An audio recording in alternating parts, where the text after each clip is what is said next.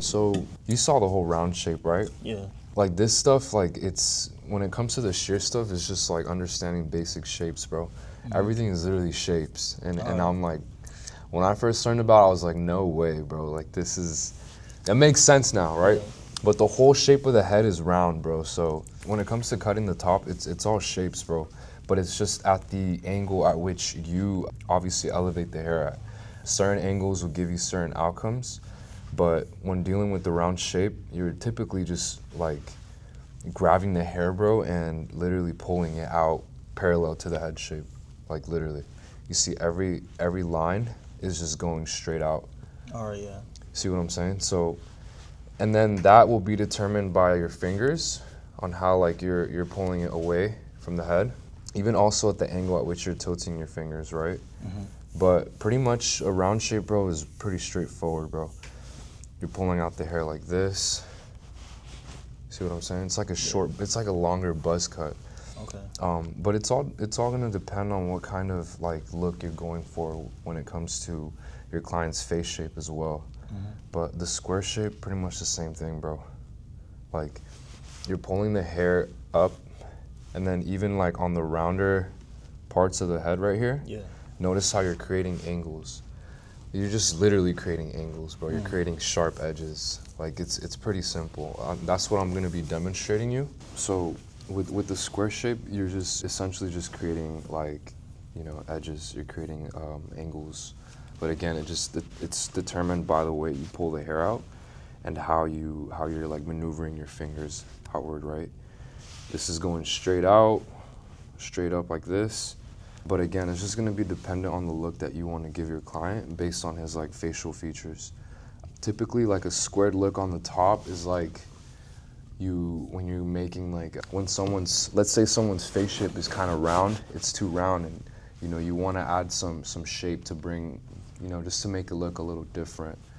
Maybe you want to get rid of the roundness of his face, so you want to add some sharp edges to his look.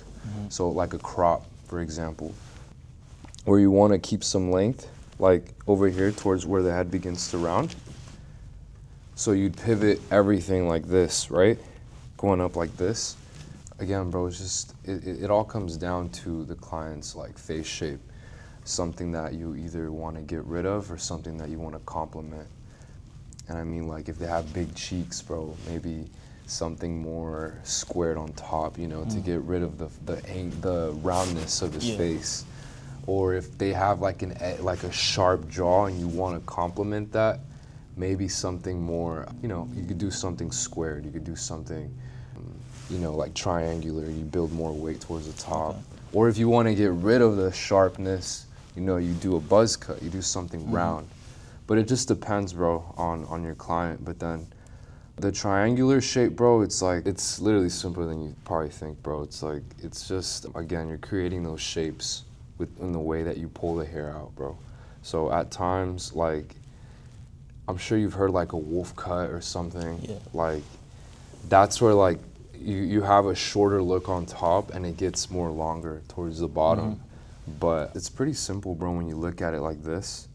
When you're doing like graduation, you're building weight up, right? It's like a longer fade, right? Okay, you're just building upwards. But that's why then elevation and over direction come to play. And I'm gonna be showing you a little bit of that when it comes to dealing on the rounder surfaces, like how you have to pretty much pull the hair out at a certain angle to either make something heavier or something softer. But again, it's just gonna depend on like the look, bro, that your client wants. But yeah, bro, like the shape stuff is pretty simple, bro. And then I'm gonna be going over like how I use the thinning shears, because I know you said you wanted a little bit of like you wanted to go in depth a little bit about how I fade with the thinning shears. But basically, bro, we're gonna do like I'll work on one side. I'll show you everything that I do step by step. The other side you're gonna be doing. Okay. But also, because I know you wanted to work with your content and your lighting, we're gonna be using your phone. You have a tripod and everything, right? You said? Okay, we're gonna be using your phone, your lighting and everything. In terms of, did you get access to the content planner thing that we made? Was it on the Notion or whatever? Yeah, it's on the Notion. So we had people, we had to have you like fill that out. I don't know if you filled that out at all yet. Yeah, so it was basically like this one, bro. So Oh yeah, I did all those. yeah, you did all this? Yeah. Okay. Did you, by any chance, were you able to kind of figure out like a weekly, first of all, were you able to figure out like your long-term goal as to where you want to go with your content? Or even just your overall career? Like, I'm sure you probably want to, I don't know, own a shop, or you want to eventually get your own studio, or I don't know. Like, have you thought about that? Yeah, I have. What's basically like your long-term goal with barbering? Alright, so in the bigger picture, I want to go back to the islands and Okay. become educated there, Nice. because there's like no sort of like educational system Right. over there in regards of like cutting hair and Yeah. barbering at all. Right. So you definitely want to go on to the whole educational side. You know, you want to provide for people out there, because there's nothing. There's like, is there a lot of barbers like out there? Is it hairstylists? Like, what is it like? So like most of the salons over there, Huh. they're from like the Philippines. Okay. Yeah, so like a whole other country. It's a whole different But thing. all the yeah. barbers there, they're like just raw talent, bro. They're just like, they cut with With like blades and shit. blades like, and shit. Yeah. Oh my. That's how I God. started too. That's sick. Yeah. Where they grab like I've seen like where they grab the blade and the comb and they're just like using it like that. I mean, yeah. Even for lining up, they're like, these Bic razors. Yeah. They'll break it, Yeah. and like bend it, Oh my. and then just like line up with that. Yeah. That's insane. So that would be, I'm assuming your long-term goal then is just education. You want to provide education to people. You want to be able to go help people out, bro. So in terms of like figuring out what your content is, like I'm assuming now from that, your target audience would be, people that are beginning to cut hair maybe in areas where they don't have access to many resources. Yeah. So you can start, where I see it is like just barbers that are in like less developed countries. If you are someone who maybe wants to go and do that in your own country, then it's like, because what's the language that you speak? Do you speak another language? Yeah, it's called Marshallese. Marshallese? Yeah. Okay. So now, maybe that is gonna be your strong, like that's gonna be your like bread and butter, bro. Yeah. Because if you're trying to target people in your home country, now you can start speaking to them in their language. Mm-hmm. So maybe your content, bro, can be a mix of education in English and education in your language. Yeah. So now once you start learning these things, you can start making content based on that. And that's how you'll develop your target audience, bro. People that are in your country. Yeah. So, or maybe anyone who's here too that probably, is from where you're from, and that way you can resonate with them, bro, and you build something authentic, bro. You're building trust in the fact that, hey, I speak your language, I'm from here, I'm gonna help you, and there you go, bro. Like long term, you can start maybe going out there and setting something up, bro. So like seminars, classes, all of that stuff. So I guess that could be, from what you told me, now we lay out your content, it's like, it's gonna be mainly educational content, right? So it's like you can split that up. So that's why when you figure this out, then it's like you need to make a nice little like weekly content plan, bro. And the content plan is basically so you're not scrambling around and trying to figure out like, what the fuck do I post, bro? Because a lot of times, barbers can get overwhelmed, or they don't have ideas, or they don't follow something. Like at times you just need something visual, like a visual routine or schedule that you can follow, and eventually it just becomes a routine, bro. It becomes a habit. So that's why we want you to fill this out, so you kind of have an idea based on your availability, based on your schedule, what you can post. So that's why we got into these separate pillars. Did you read the pillars by any chance? Yeah, I did. Yeah? So again, like, since you want to go into the whole educational route, eventually teaching people, and I think, you also learning to educate not only is going to help you with your education skills, but you're also like you're obviously helping other people, but you're gonna get better at educating. You're learning probably gonna myself. learn something new. Like, hold on, bro. Like, because when it comes down to this, like at times, bro, I'm like, dude, what the fuck did I just say? And then I'm like, hold on, I could have said that way better. I could have explained that way better. So you just iterate, bro. But based on what you want to do, I'd say showcase videos, process videos, you know, they're all like educational. You can start giving out tips, you know, like barbering tips. Like, hey, if you're a barber and you don't have resources like this or that, you know, you can get this. If you're somewhere in a country where you don't have access to this, you can use this. Boom, boom, boom. Maybe like in your language now, like, hey, I'm a barber from here. So you can start from somewhere, bro, and later on, you can kind of create like a long-term content plan where it's like maybe you start with your story, you start where you came from, how you're learning, because that transparency is what's gonna resonate with the people from your country, and they're gonna be able to follow your journey. It's like, yo, this guy's learning. You know, you start with your story, you can connect with people in that way, and people are gonna follow you, bro. Yeah. So then you have a loyal audience, and now it's like when it comes down to you going out there and helping them, they know the fact that they can trust you because of the transparency that you put out in the content. So you could start with your story, bro. You can start, that's why we have the story stuff, bro. Like this stuff, which I looked at your account, and it's like you have funny videos too. Oh yeah. You know, like that stuff too, bro, is dope. Like it doesn't have to always be a haircut video, you know? But that's the stuff that really builds a deeper connection with people, bro. Like that kind of content.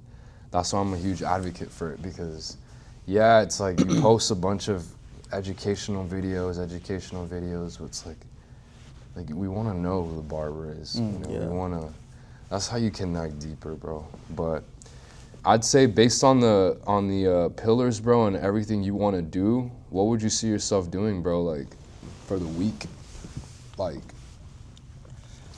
because typically, bro, like we know at times it's really hard to post every day. And I think ideally for someone who's barely starting to post, it's not very, I guess I would say it's not, we don't expect you to start posting every day, bro, as a beginner and someone who just wants to barely start posting, because it gets hard, bro. So I think it comes down to dumbing it down a bit, you know, getting it a bit more simple for you to follow, where it's like even 3 to 4 days a week could be as simple as, you know, a good content plan for you to start posting. So it gives you time to kind of write some ideas down. It gives you time to have a day where you can film. It gives you time to reflect on all the things that maybe you're posting, and you start analyzing stuff that works, what doesn't work, and then you can, you know, work your way off from that. But I think 3 to 4 days a week is something that's ideal, because I wasn't posting every day back in the day, bro. I was just posting like 3 to 4 days a week, and it was just like video after video, and then I'd realize what worked, and I'd do more of that. So then I start finding things that work. So now it's like I have these videos that do work. Let me mess around with other videos on the other days, and then next thing you know, these videos are doing better. So then I switch up the schedule. But it's not, it was like something that I'd switch up like every other 2-3 months, because like it takes a while to kind of test that out. But I think having a variety of something that you want to post is good. Again, and as long as you have something like personal that brings out a story of who you are, your personality, the way you treat your clients, that stuff too is dope. But I would figure that out, bro. I mean, we don't have to figure out right now, but I would fucking get this shit filled in as soon as you can, so you could start having a visual content plan, bro, and you could follow it. And based on that, we also gave you some ideas, but we're also gonna come out with a video on how to, I'll show you too at the end on how you can get ideas using AI. Oh, that'd be fun. It's very fucking easy, bro. It's so easy, and I'll show you, bro.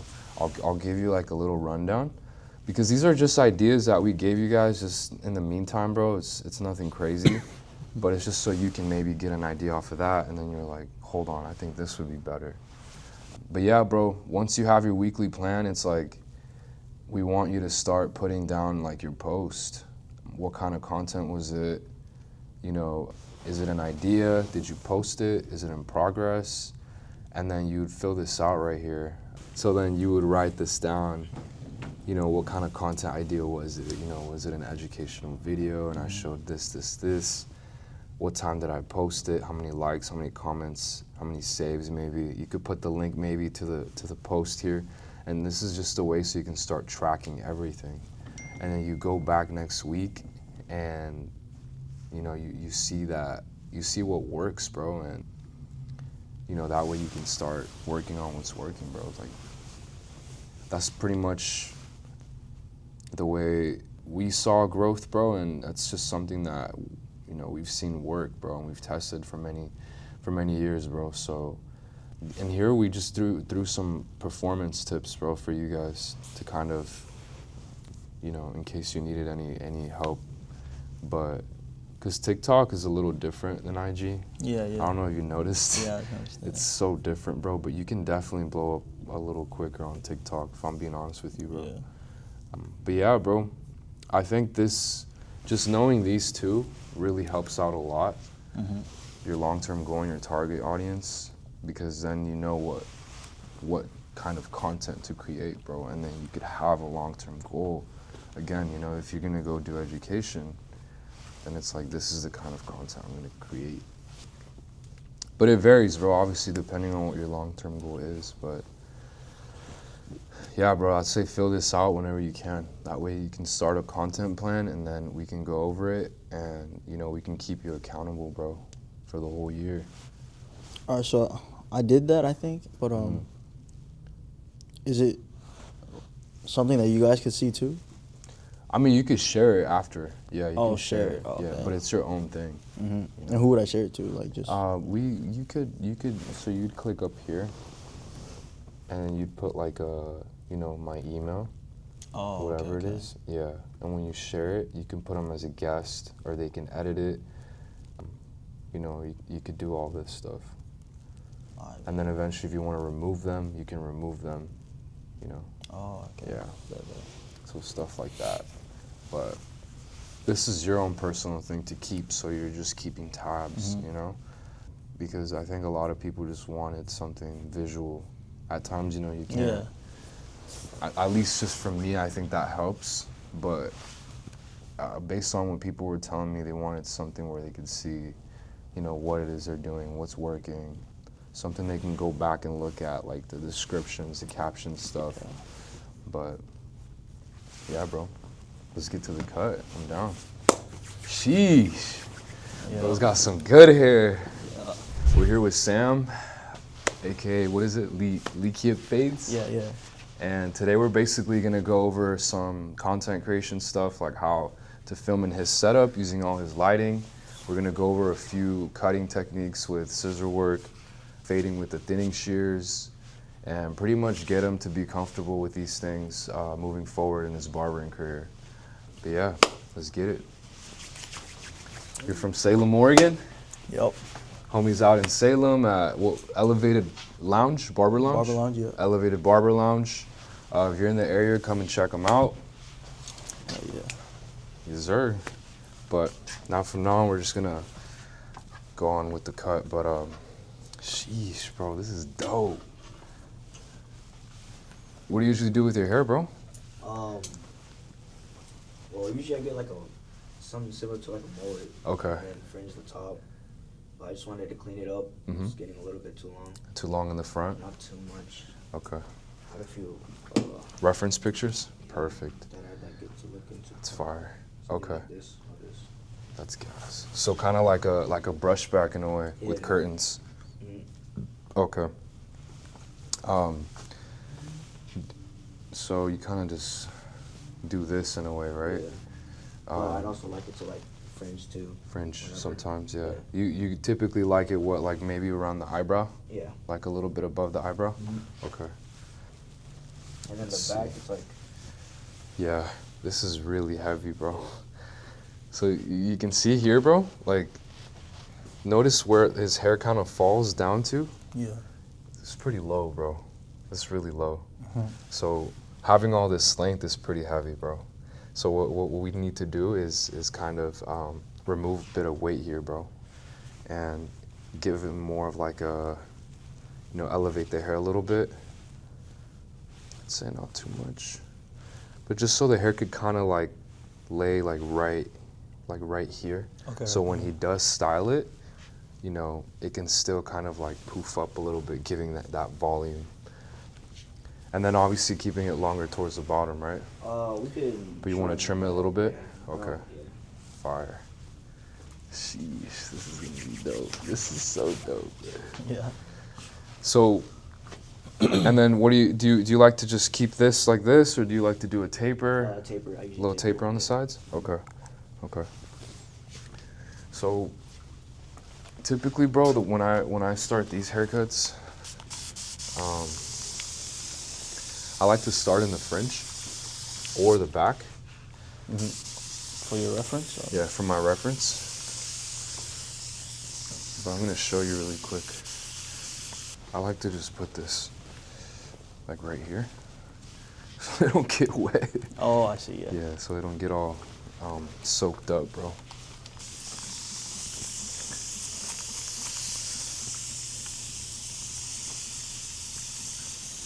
I want to get the hair as wet as possible, bro. I mean, I'm sure you guys have like a shampoo bowl or something, no? Yeah, in the back. You could do that too, but I don't. I just like to. You just use. You just wet it, yeah, and then kind of like dry it out a little bit, not too much, to the point where the hair's a little bit moist. But you do want to wet it, bro, a lot, so you can have cleaner sections. Yeah. I'll use like a wide tooth, Okay. just to kind of comb everything out.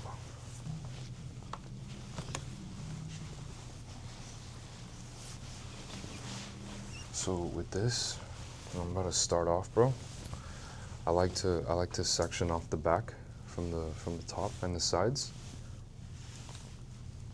And to do that, bro, right here, I find the highest point of the head. Yeah. And where the comb begins to round here, that's where I'm gonna section. So from here, I'm gonna go down to behind the ear. Okay. And notice, so I use my middle finger, bro, when I'm leading that tooth of the comb.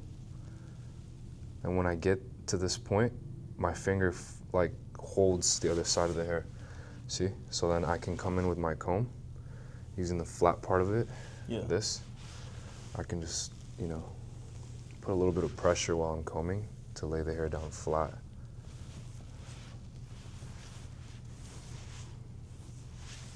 See that? Yeah. So in this case, I'm gonna start off in the back, bro, because I wanna get rid of all this weight. Depending on where I want the length and for his hair to kind of fall, I'm gonna take that length as a reference, and then I'm gonna move it up towards the front. But before that, I wanna also have another reference point in the front as to where I'm gonna connect this length and this length. So then I'm gonna go off and basically create a guide in the front as well before I connect these two lengths. All right. So that's where I'm gonna, work with the fringe. Once I have the fringe, I have two lengths now that I just have to connect on the top like this. And then that will eventually lead me to, cut the sides, connect it to, the length on the sides too. But that's basically like what I'm envisioning before I go into the haircut. I'm gonna just section off the other side.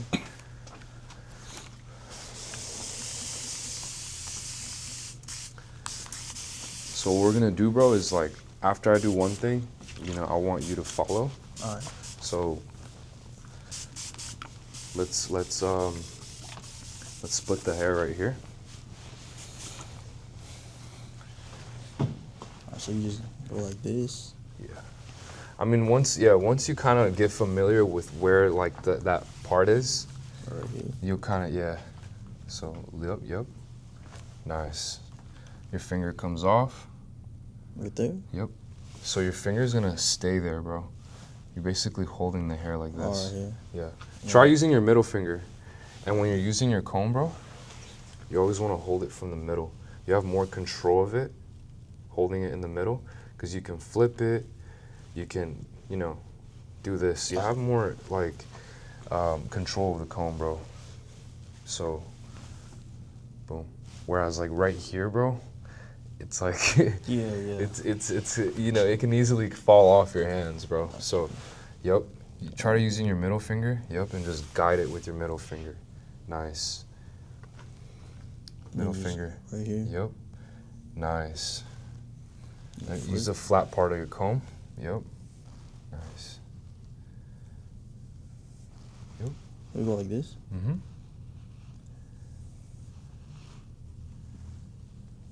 Nice. Yep. And then when you're combing too, you can start using your hands, bro. Like, you know, like this. Just to make sure everything is nice and laid flat. You can even comb like this. See, I have more control of my comb like this. Yeah. Lay my hand here. Boom. See what I mean? Try it again one more time. Just comb it all down. Nice. Nice. Fire. So like this. Yep. Just want to lay the hair down flat, bro. It's just so you can hold it. You know what I'm saying? So hold, comb, hold, comb. Oh, There you go. Nice. so like that. Yep. Fire. So one thing, bro, before recording, I always make sure that my settings are at 4K 60. Okay. And I'll typically, bro, just you want to wipe off the camera, bro, always. It's just like a habit of mine now, because at times, bro, some people don't do it, and their video looks all foggy and like moody, like, and I'm like, the light streaks. yeah, and I'm like, what the hell? Yeah, night shift is on. Oh, yeah. You want to make sure that's off. So no night shift. I like to literally turn my brightness all the way up. But notice, bro, look, do you see like this like foggy, like this stuff? Yeah. You see that? That's coming from the light.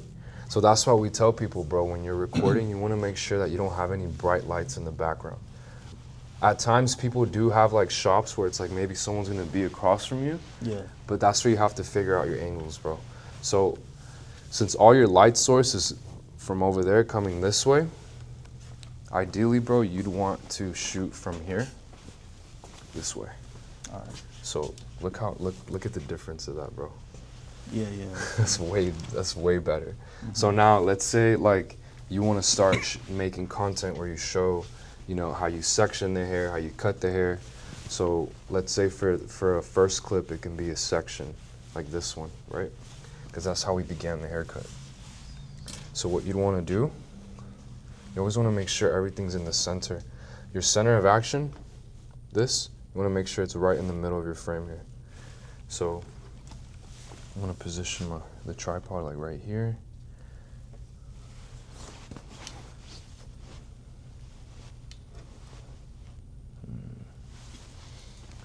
Even see, like there's a fire extinguisher.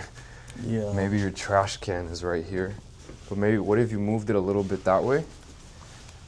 There's just certain things that you might look out for. So now like, now look at this angle. I think this angle is a little better. You got some Jordans, the heat in the back, like that's dope.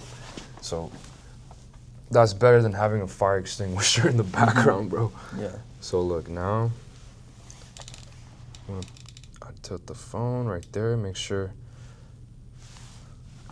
that your autofocus and the exposure is locked. See, AE, AF lock.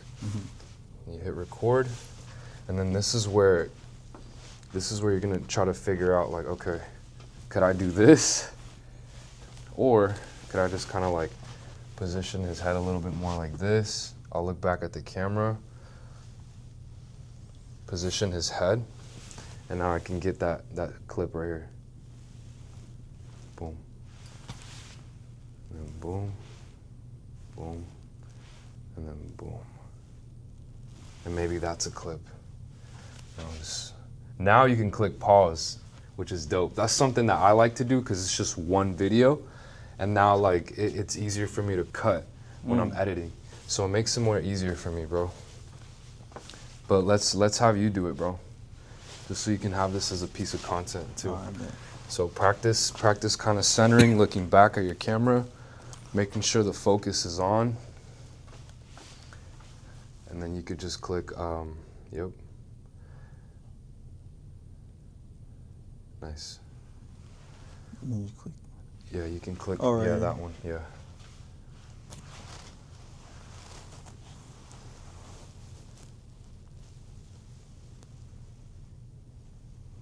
Nice.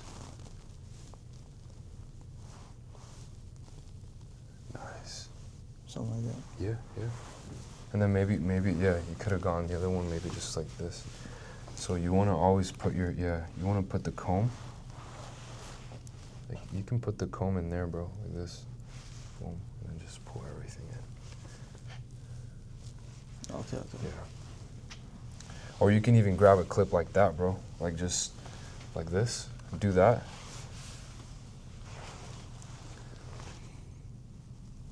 Nice. Boom. And then I'll show you how we edit that in. Okay. But you see now that's something that's like your first clip. So now once we have this sectioned off, bro,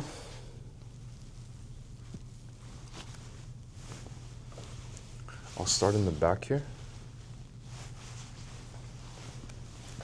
And don't worry about getting this the first time, bro. This takes time, bro. But the more times you do it, bro, it becomes like literally like muscle memory type thing. Because I was struggling too, bro. I was like, what the fuck, bro? Like, how the fuck? And I dropped my comb, I dropped my scissors. I'm like, how do I hold the scissors and the comb, bro? Like, Exactly, yeah. I still to this day have a hard time at times, bro. So it's just about consistently doing it, bro.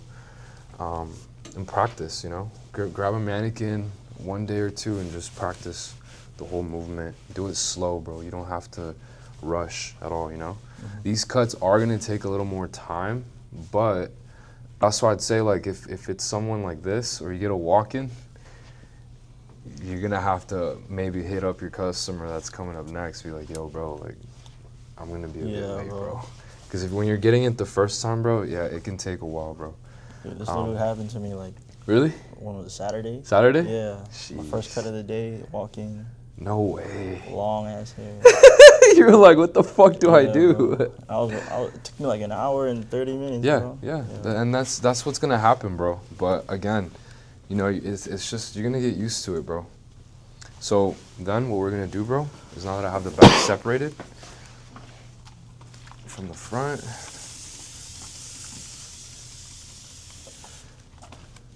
and different barbers, bro, you're gonna have different ways of doing stuff, bro. What I'm teaching you is just something that works for me and what's helped me become a little bit more efficient.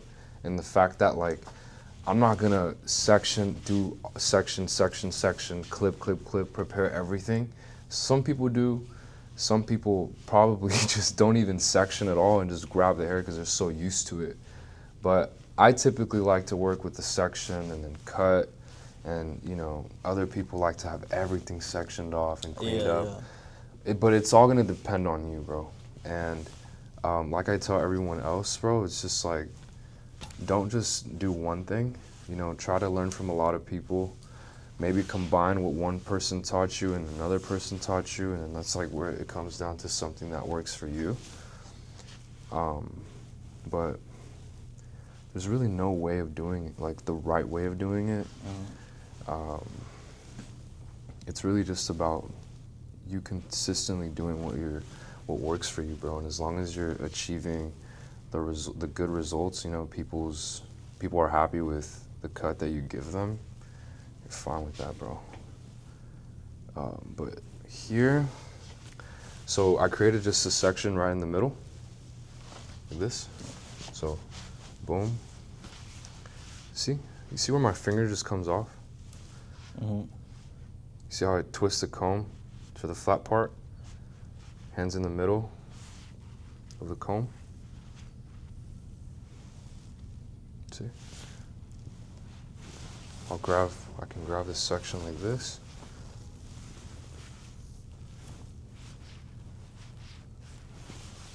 Boom.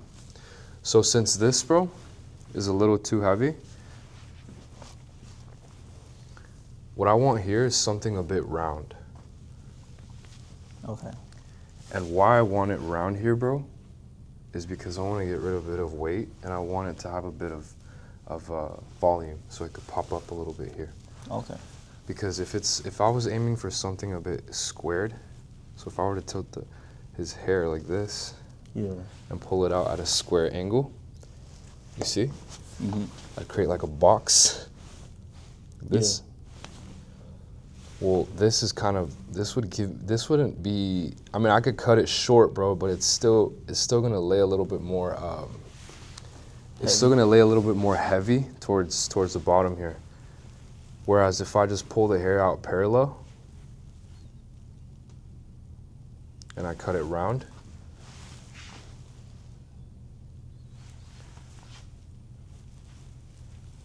after I cut it, everything's just gonna be kind of like stacked against each other, and it's gonna be a little more of a softer, look.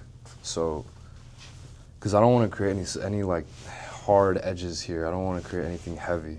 Yeah. Because it's already too heavy. So, when it comes down to determining the length, I'm kind of just visually kind of seeing like, okay, where would the hair kind of lay? Like right here, it would be still too heavy. So I wanted to cut it a little shorter. Maybe like right here.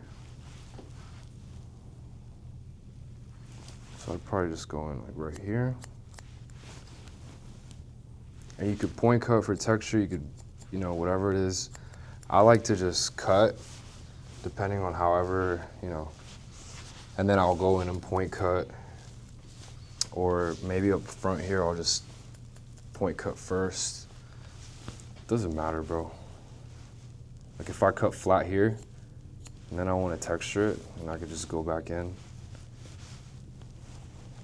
and point cut. Something like that, But see now, notice how the hair falls now. You see that? Yeah. It got a little more plumpy here. It had like a little bounce. Yeah. So now what I want to do here is because I want this, all this here to come around here and around here. What I'm going to do is split that section in half, like this. And I'm going to work either side, whichever one you want to go to. Again, about the same width that you created your first guideline. Your first section, you're going to elevate at the same angle that you did, in which, in this case, I elevated it parallel to the head shape. So like this. And look. Yeah. You see your guide? So that's where I'd cut. How do you do that without like nicking your fingers, bro? Like the point cutting.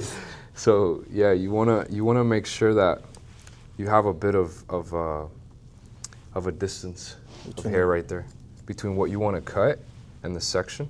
Oh, okay. So look, if the section was here and all the hair was over here, watch, I'll show you right now again on the other one.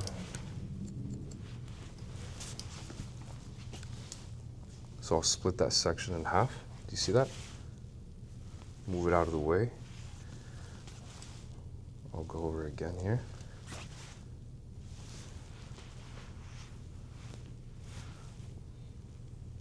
So look, if my section's like right here, and I point cut, I don't have much room to like create a chopped effect, bro. I want to give myself a bit of wiggle room, like right there. I could still see the guide, So then I can point cut. Yeah, that makes sense. See, there's enough room for the scissors to go down and not nick my fingers. Bro, I've done that so many times. Really? Yeah, because if I was like this, I'm trying to point cut. Yeah. You see what I'm saying? So I'm just following, bro, the cutting line here, and I'm following it around. So I split that section right there, and I'm gonna move a little bit more this way. And I'll stand where I'm most comfortable at, here. Comb, fingers go underneath, you pull with tension. Again, if you have to do it over and over until you get it, that's fine. You can see your section there, and cut. So then you split that section again. You move over here.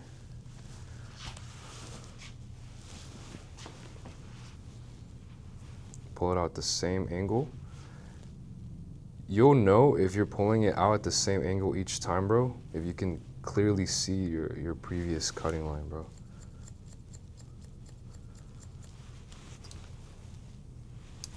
It's easy to find your guide, bro, when you keep the same elevation, you keep the same angle, and you're just organized with it, right? Because I've seen a lot of people, bro, they're like, bro, I can't find the guide. I got lost. Ooh, that's me, bro. Yeah, well, it's because, like, at times they probably over-directed differently. They're holding the hair at a different elevation. Oh, okay, yeah. So you want to always keep that consistent, bro. But notice how when I was here. Yeah. Notice how I'm moving like this. You're You see? moving with it, yeah. I'm moving in around, like, my fingers are basically moving like this. I'm moving with the shape of the head. Okay. You're like robotic, basically. Yeah. But you see, I pull it out. I see the previous guide. And just cut. Cut that section in half, and then now I'm here, my last section. I see right there where I cut. Boom. Then I'll show you how I like to connect it to the bottom, because he still wants to keep most, but he wants to trim a little bit off. But there's a way that I like to do it, where I can add texture at the same time using you have a feather razor, yeah? Yeah. Perfect.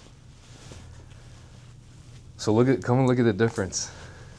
Do you see like this nice little, like, bounciness here? Yeah. Like this nice effect. If he puts product on now, like, it can give it a more of an effect where it's like he has more volume here. And it creates like a nice little, like, shape like this, where it's like, look, this hair can't even fucking stay up. Yeah. Because it's so heavy and long. But as long as you can visually see that, bro, the difference as to why I also elevate it this way, because I wanted something more round and more soft. See? Yeah. Does that make sense, though? Yeah, that makes sense. Yeah. So I want you to do the other side, bro. Let's get the hair a little bit more wet. I want you to see how, get really familiar with just where you stand, bro, and how you pull the hair out and at what angle you pull it out at.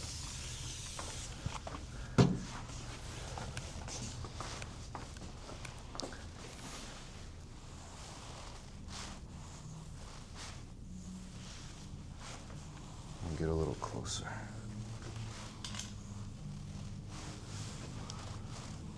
This camera's dope. So the guide was over here, right? Yeah. So let's say, the guide was right here. So remember, Okay. we're gonna split it in half, and then you're gonna move over, pretty much kind of the same width. And we're literally only dealing with like half the head here, bro. Like half of this. So Okay. don't worry about going all the way down. Just try Oh, to, yeah. because that makes it a little. That's Yeah. why I like doing that top part first, and I'll show you how I connect it. No, that makes sense. Every time I Yeah. go all the way down, like I always Yeah. lose it. Yeah. So like Nice. right here, right? Nice. Yeah, just stop like right there, bro. Yeah. Nice. And now move over. Right here. Yep. And now move over probably like an inch. I usually keep them about an inch, the sections. So nice. Like right here? Yep. So look, when you're doing this, when you're doing that, I see some people, they want to create their section like this, but look, you see that? It picks up, their comb is kind of flat, bro. You want to angle the comb a little bit like this, so okay. it doesn't pick up any of the other hair here. So look, this is where I'll angle it a little bit like this. See that? It didn't pick up any hair here. It's basic stuff like that, bro, that changed my life. I've never even... I'm telling you, yeah, it's basic stuff like that, bro, but people undervalue that shit. It's like, that's the kind of thing that, bro, like, when you get used to that, yeah, there you go. Nice. That's Look crazy. at that. Wow.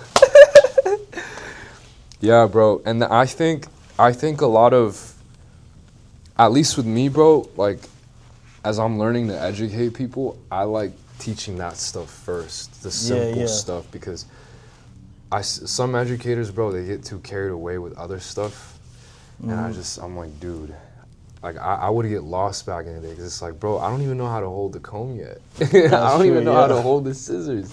I don't even know how to, So, do you see it? Nice.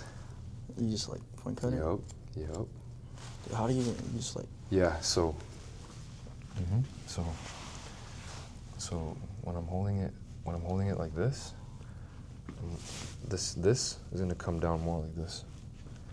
So I'll kind of angle the scissor more like this.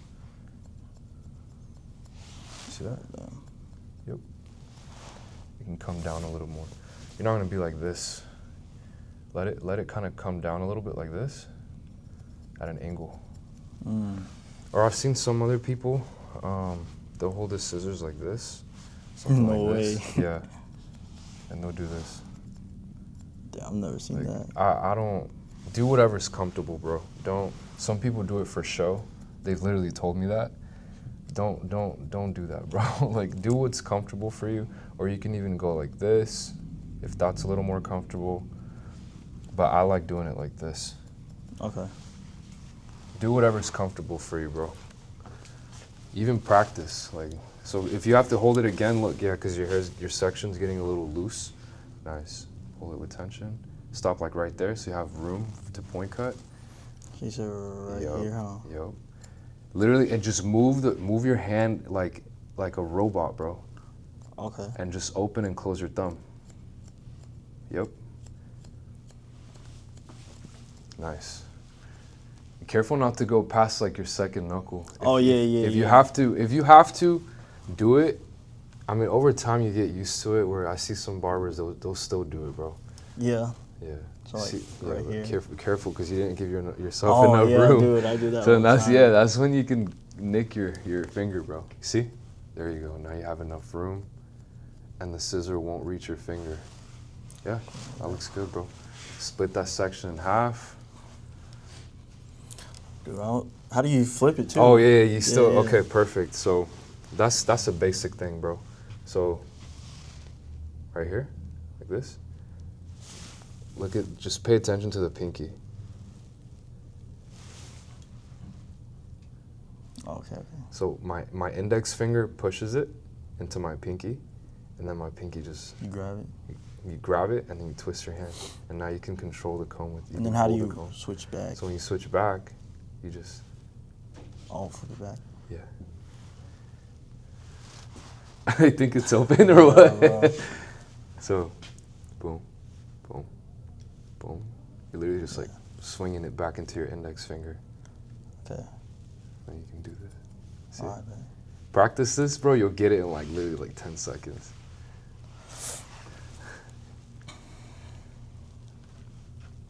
Oh shit. There you go. Oh shit. There you go. Yeah. A little, there you go. There you go. Something like that. Safety position, bro. Yeah, like that. Because you want the blade away from the client. There you go. Oh, okay. There you go. All right. So split this in half. Yup, split that in half. Alright. Nice. Perfect, bro. Get in there with your comb, yup. Use the flat part, bro. Like, Oh, like yeah, right here. like that. Yeah. You can then just like tilt the comb in, you know? Yeah, there you go. But holding the comb in the middle again gives you a lot more control.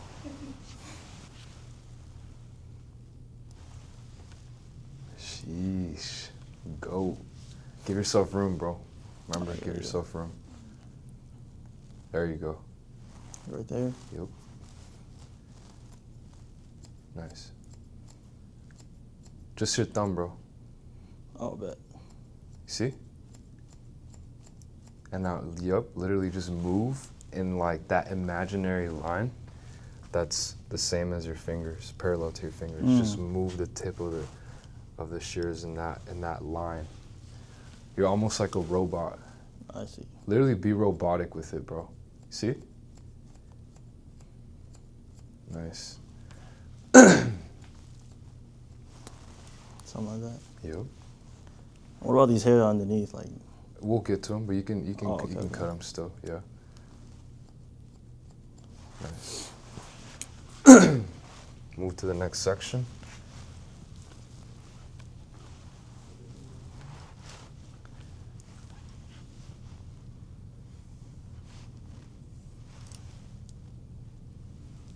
you right here. Yep.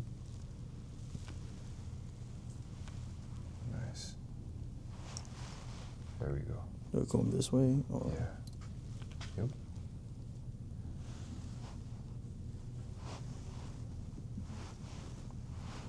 So look, once the hair's starting to kind of like poof up, it's because it's getting a little dry. You want to keep wetting it, bro. There you go.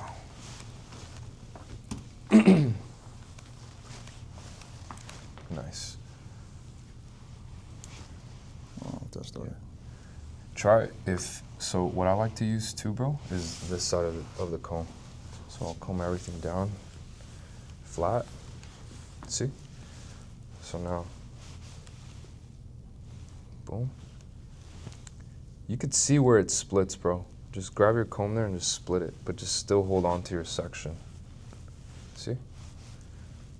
What do you mean by split? Like, Like with your comb, you can just go in there like this. And Oh, then okay, tilt the yeah. comb like this, flat. See? mm-hmm. Like really, what I mean, like get in there with your comb, get in there in that line, and just section it. Like that. And then make sure you, boom, see? In, boom.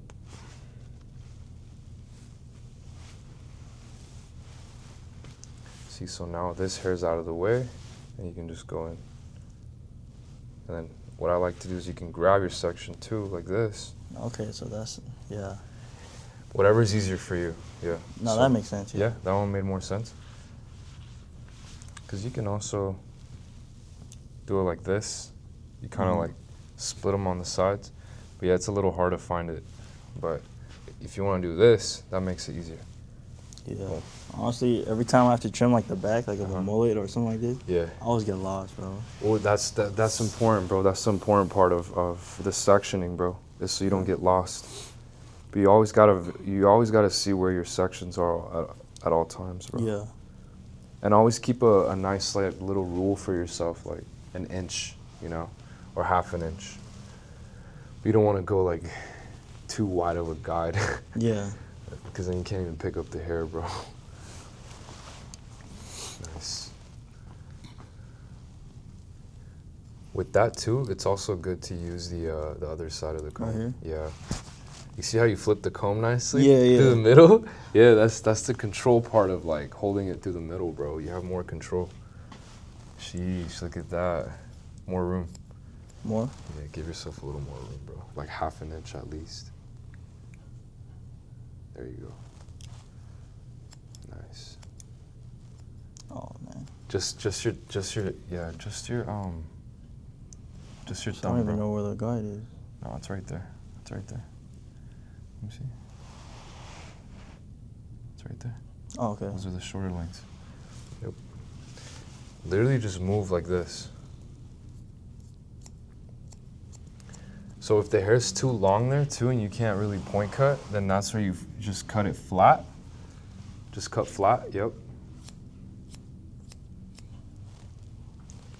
See, if you can't get past, if you need to still cut past the knuckle, you can just, here, I got you. You can then just put it down and just cut that like this. So then, if you want to go back and maybe point cut it, grab this section again.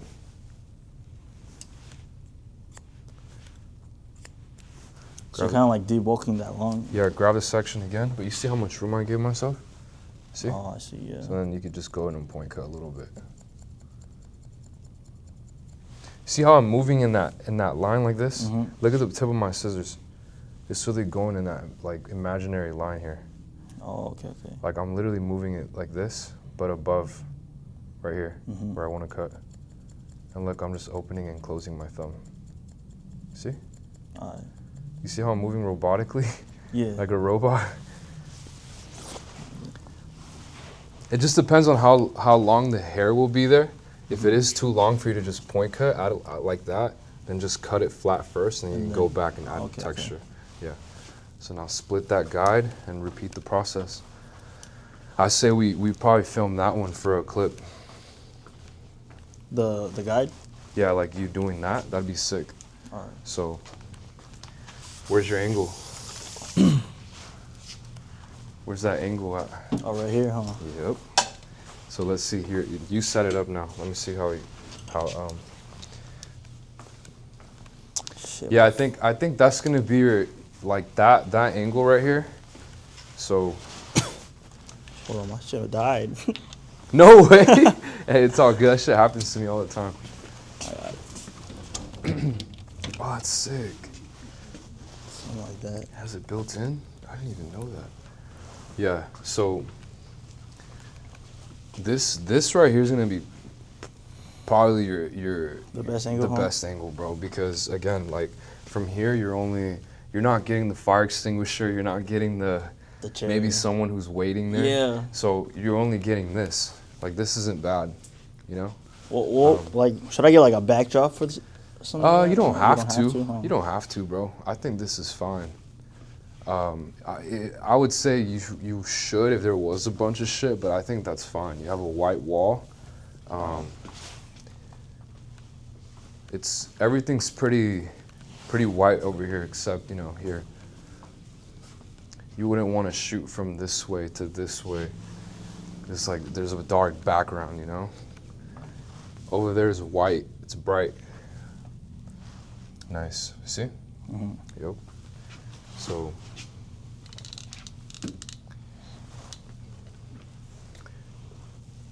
Focus on where the center of action is going to be, and center it with the frame of the phone, the camera. So right there. Yeah. Nice. So one thing you want to also keep in mind is like you don't want your fingers to be. So at times, bro, like what I'll do is like I'll be like this, and I'll go like this. Or I'll position the camera somewhere else, bro. Like closer? Like closer or a little more higher. That way it doesn't get in the way of what you're doing. So you can do something like, let me see, the comb.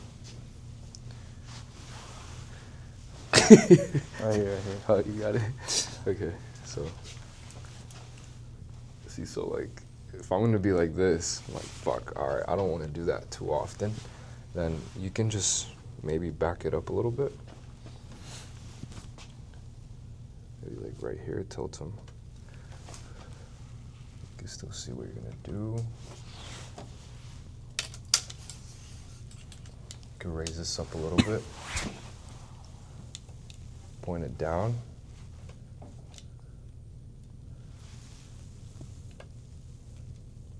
Like this. See, center of action's right there. Right there, we're gonna split this section. autofocus, record, and now I'm a bit more comfortable here. Yeah. See? And then split, boom.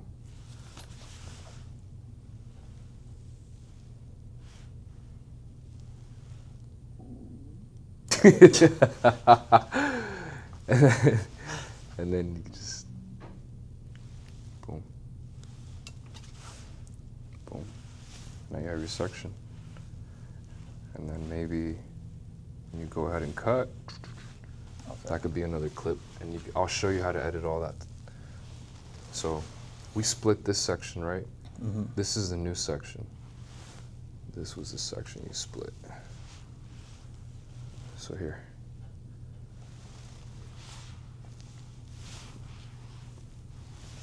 There you go. Now split that section. Go for it. This is just something where it's like if you don't want to be like this, you know, you can elevate it and use a little bit more of an elevated angle, and you could still do it. You know, you could still kind of show it. You can even maybe tilt his head down like this, so you could clearly show what you're doing.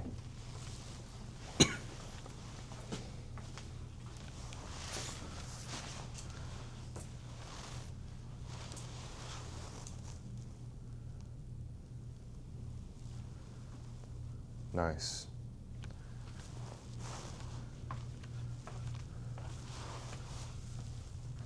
Fire, bro. Fire. Then I bring this. Is that the section, the new section you made? I think so. Yeah. Okay. Cool. Actually, it might be the. Oh, maybe the old Yeah. one. It's just move over a little bit more. Yeah, there you go. Oh, careful. You see the Oh, right Yeah. there. Yeah. angle it, bro. There you go. Nice. Nice.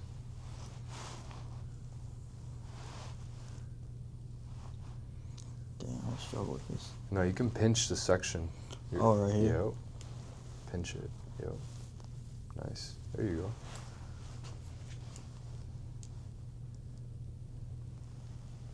Yep. You see how you scooped might it be- up nicely? Yeah. Okay, let me see. It might be over here then. Yeah, it might be a little more over there. But look, this is why I like to use this side of the comb, bro. It grabs more hair and it picks it up. Mm. So the way you maneuver your comb too, bro, you can scoop up hair, bro. So like, boom, boom. See? Oh, like the lower parts. Yeah, you can just scoop up the hair like this. So really, bro, just learning the basic control of your comb, bro. You can keep yourself more organized. That way you don't, pick up other hair. You can scoop it up. Yeah, I think you might be a little more over here.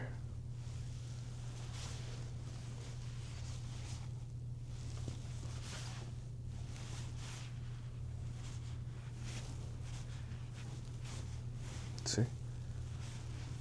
Yeah, you might be like right here.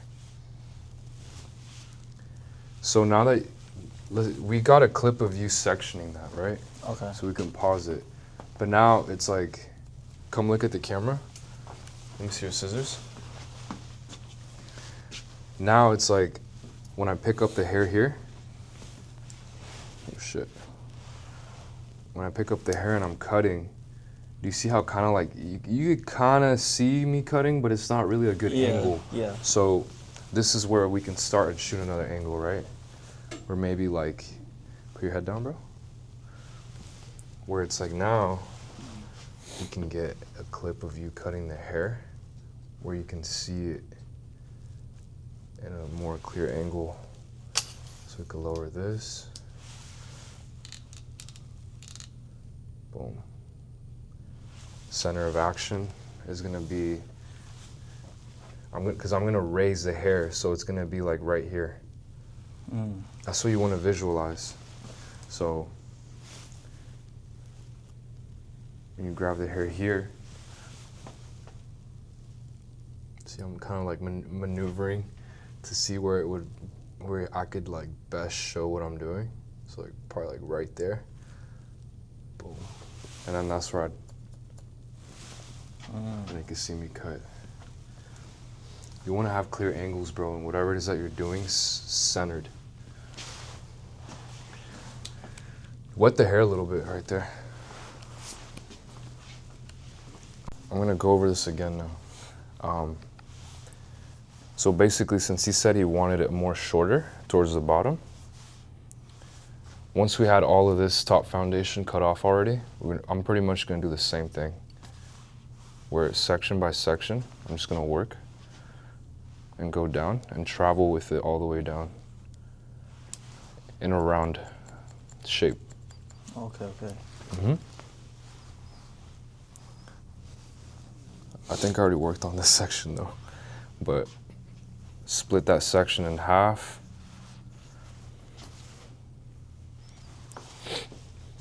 This.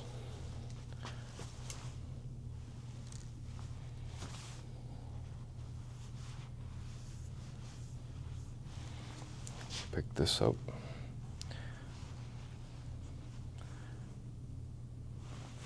See?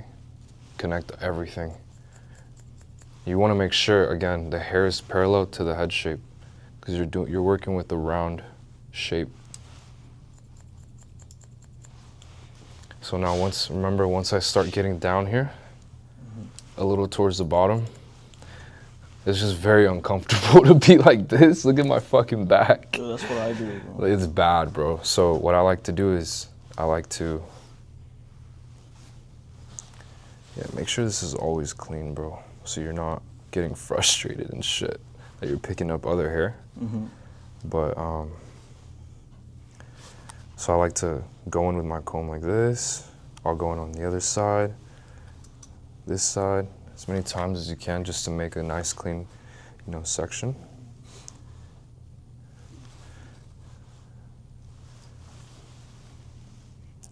My hand is tilted like this, and I just cut, and I work my way down.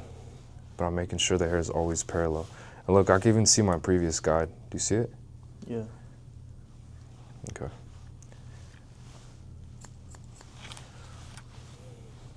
I've seen some people also, they angle their scissors like this.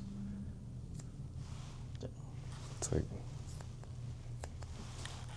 I'm not comfortable doing that right now. So I just go like this.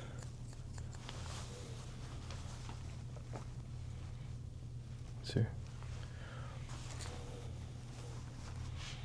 So then we're just gonna go again. Boom.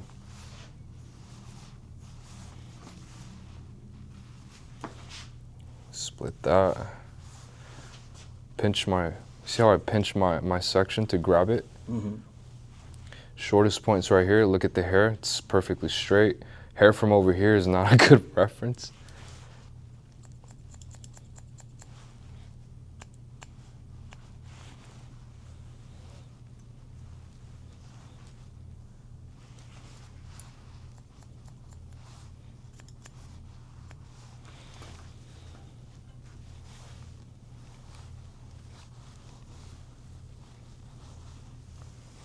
Or you can even do it, if you want to just do this too, you can. Start connecting everything with your feather razor. That makes it easier. You add more of a textured effect too. And you could even do it with just the texture, the feather razor.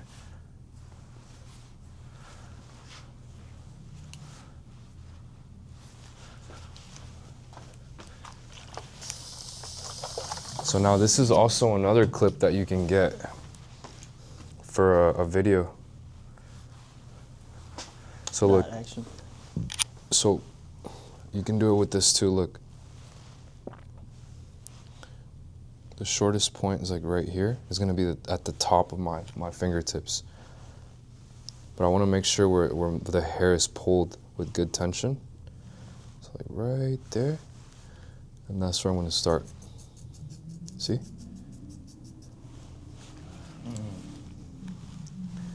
And I'm gonna follow that all the way down.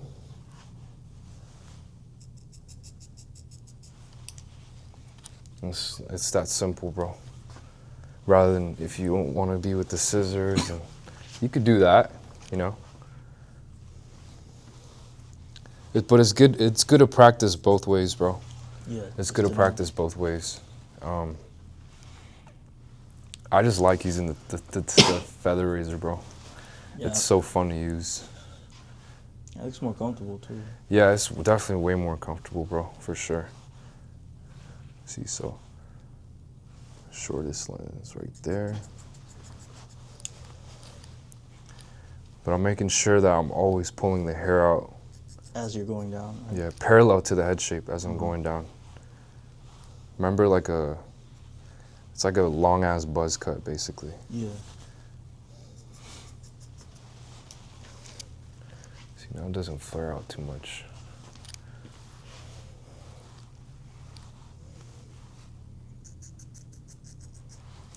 This was a little long right here.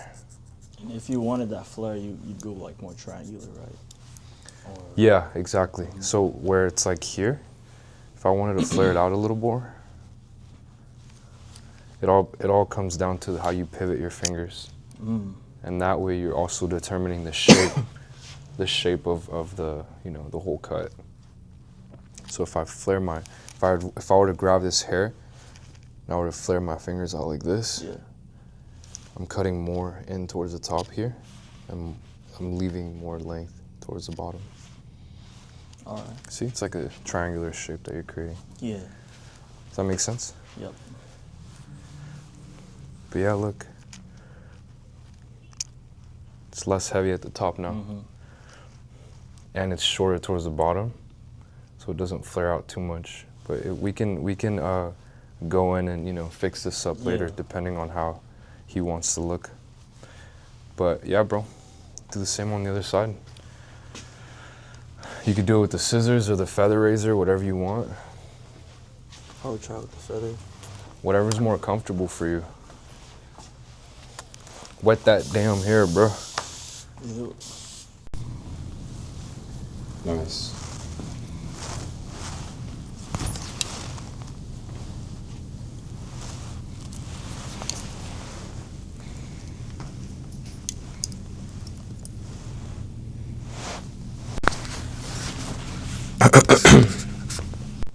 So right here. Yep. Keep that tension. Nice. Nice. There you go.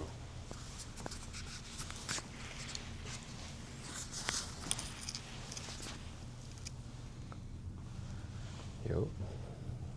So to make sure that the hair's coming out good like this, you can tilt his head down a little bit like this. Oh, See? okay. So you make it easier for yourself when pulling the hair out. There you go. And since we're working round, bro, you want to work with the head shape. Right there. Yep. There you go. Nice. Is that easier? Yeah. Like for the bottom part. Yeah, right? That's what I'm saying. So you could do the same thing, bro, to the next section. You know, you can do the top. Do I split this again? Yeah, yep. And move on to the next section.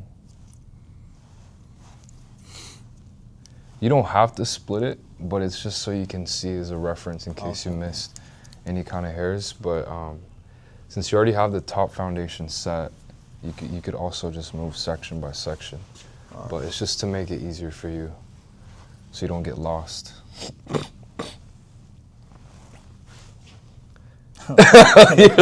You're trying to open and close the feather razor.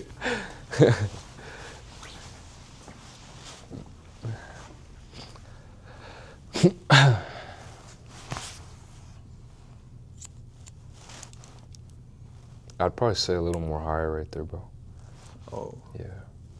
Redo that a little bit. Yeah. Right And there. now pull the hair underneath a little bit more. Right there. Yep. And now this, now like right here, you're gonna work. Yep.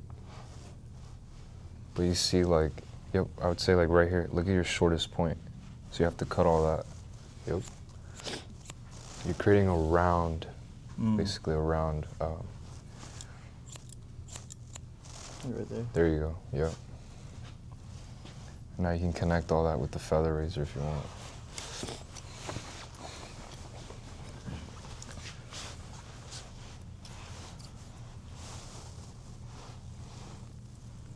Nice. Let's get this one for a shot. Oh yeah, bet. So now look, like let's say, Turn around. yeah. How would you position him to show this background and show what you're doing at the same time? How would you position him? I'd probably push it like this way. Mm-hmm. There you go. Nice. Yeah, right. Nice. Yep. Perfect. You're getting there, bro. You see the visuals. Yeah. I would say you could even lower it just a yeah. bit. Yep. Nice. Nice. This ring light moves, right? You can move this ring light? Yeah. You can move this one a little bit more here, just to give it a bit more lighting. See? Yeah. Oh, like the I hair's would gonna say- be like this way, right? Yeah, I would say you can get a little more closer, right here.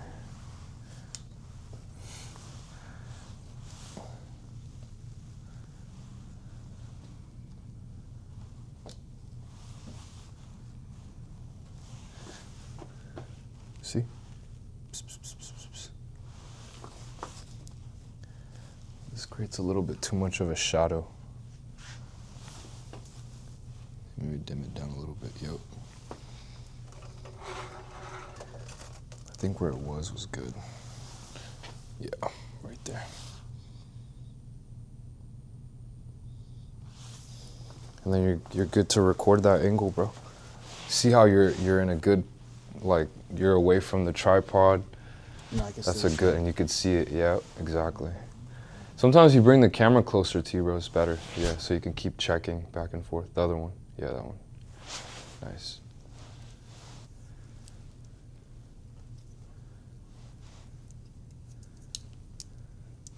Fire.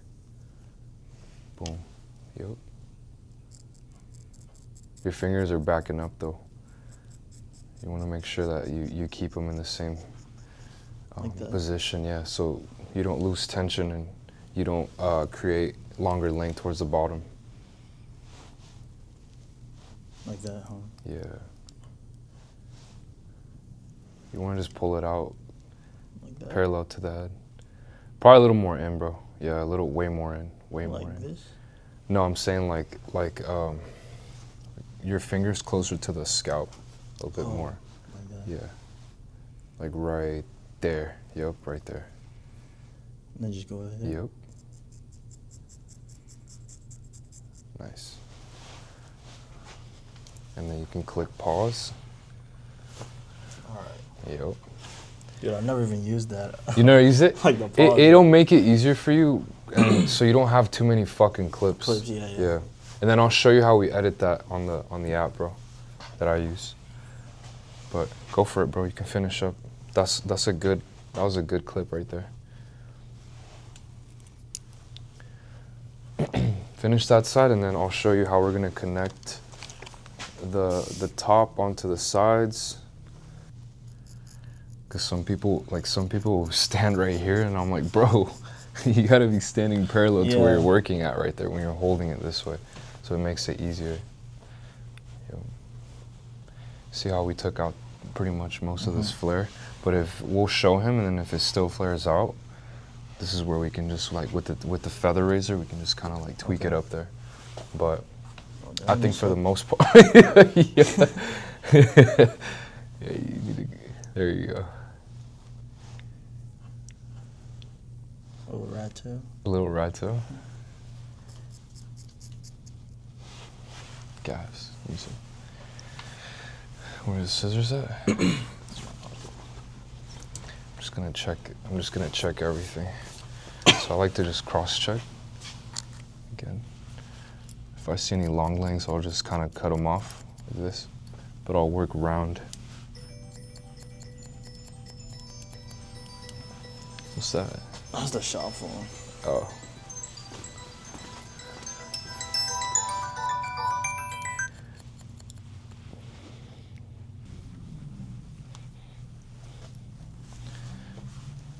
It's like right here, I feel like it might be a little bit too heavy still. Yeah, there it is.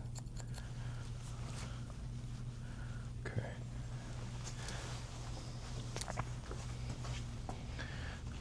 See how much different it looks now though? Yeah.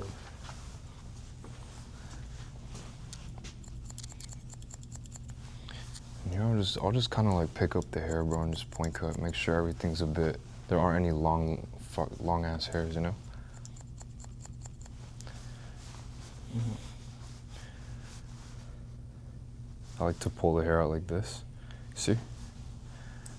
Got some little big ones here. But for the most part, damn, that looks dope. See that Yeah, from the bro, back? That looks nice. That looks sick. We can add the texture that you added with the feather razor is just so convenient, bro.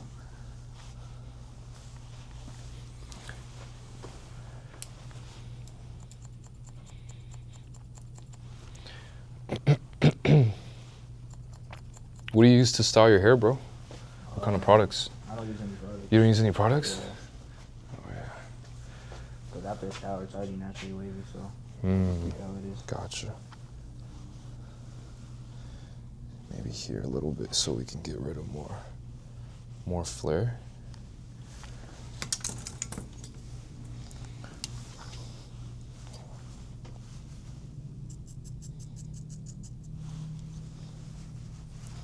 What I like to do is also grab like this, and I'm just kind of like on the skin. Some people are scared to rub it on the skin, but it doesn't cut them, bro. Unless you probably press hella hard. Too hard, yeah. Yeah, you'll probably definitely cut somebody. But okay. So now once we have the back pretty much solidified, bro, like the whole foundation in the back.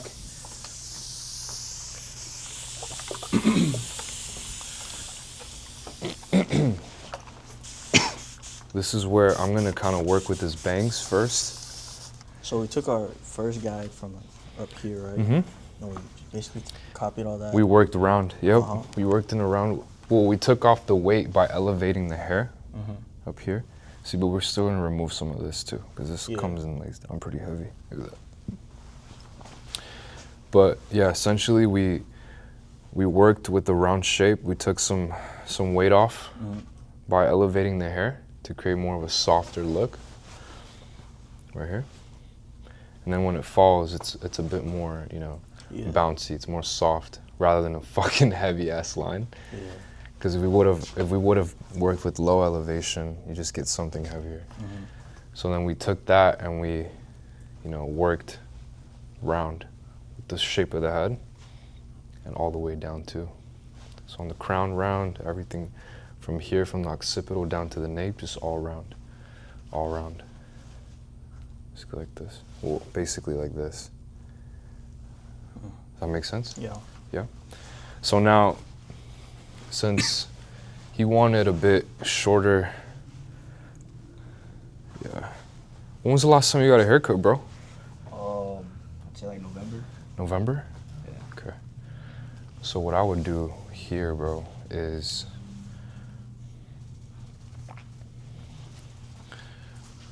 from this section here,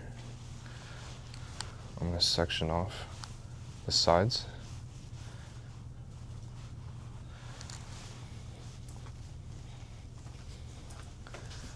Like this.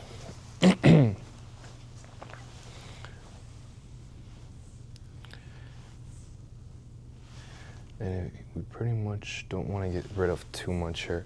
When it's wet, obviously it's gonna lay down more flat, but since his hair is a bit thick, and when it's dry, it can kind of like bounce up a bit. Oh, okay, okay. So keep that in mind when you're taking off length, bro.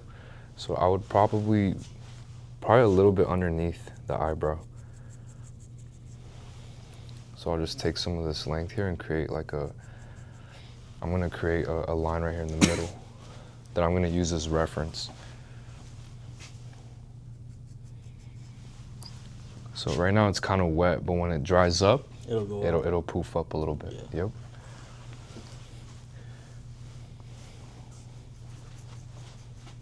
And that'll be your guide. Yep. For the top? Exactly. So now I'm just gonna take this, create a section down the middle, like this.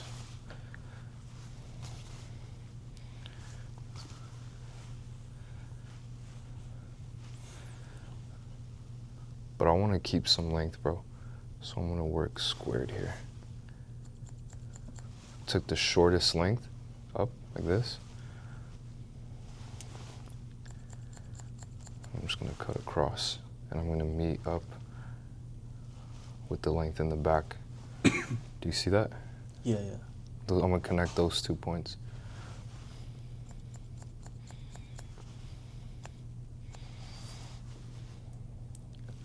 You just connected that round to something squared because I want some length here in the front so it can have a bit of weight for him to kind of be able to brush back, because if it was too short and it's too soft, then it's just gonna stay there and it'll probably just poof. Oh, that makes sense. Does that make sense? Yeah. So that's why I elevated it like this to preserve that length, right? So when it falls, it's a bit heavy, but he can also control it backwards. Make sense? Yeah. I'll have my length right there now. And so what I'll pretty much do from here is I'll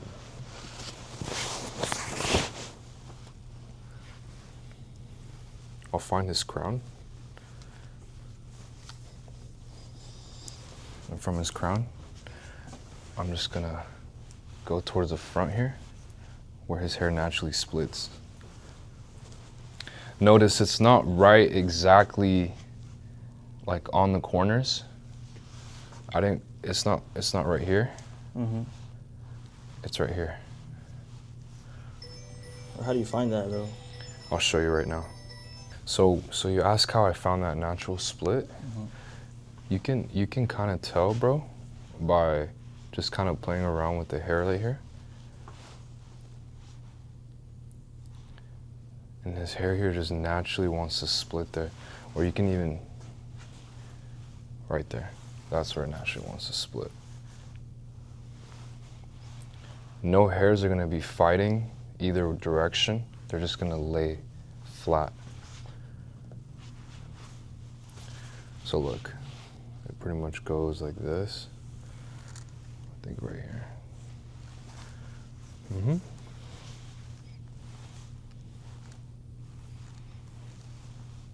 But look, some of these are fighting still, so curve in there. Now, there it is. That's where hair naturally just wants to split. Why I did that, bro, is because I'm gonna connect this to the sides. And I'm gonna work horizontally like this and connect everything to the guide in the front. Oh, okay. But I'm creating a weight line with the reference of that guide there. I'm gonna create a weight line using some low elevation because I'm creating weight, low elevation. Yeah. So boom, I'm gonna connect it to the back length that I already have, my short point here.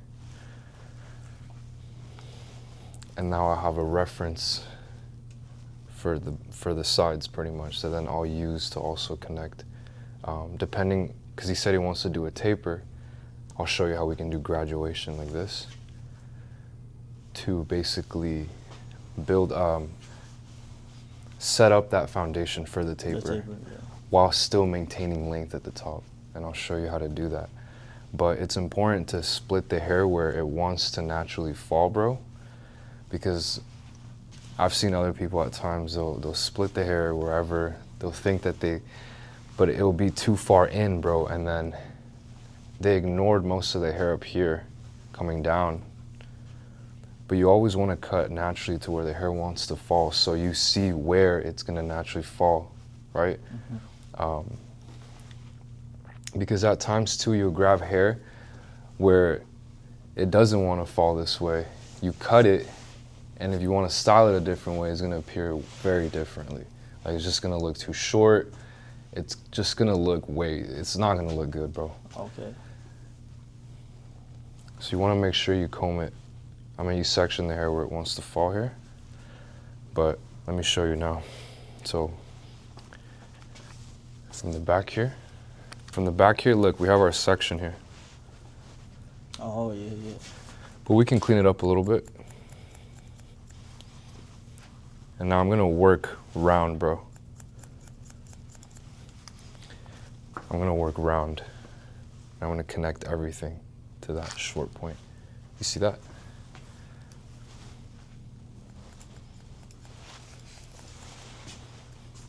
And I'm using a bit of lower elevation, bro, because I want to create a weight line.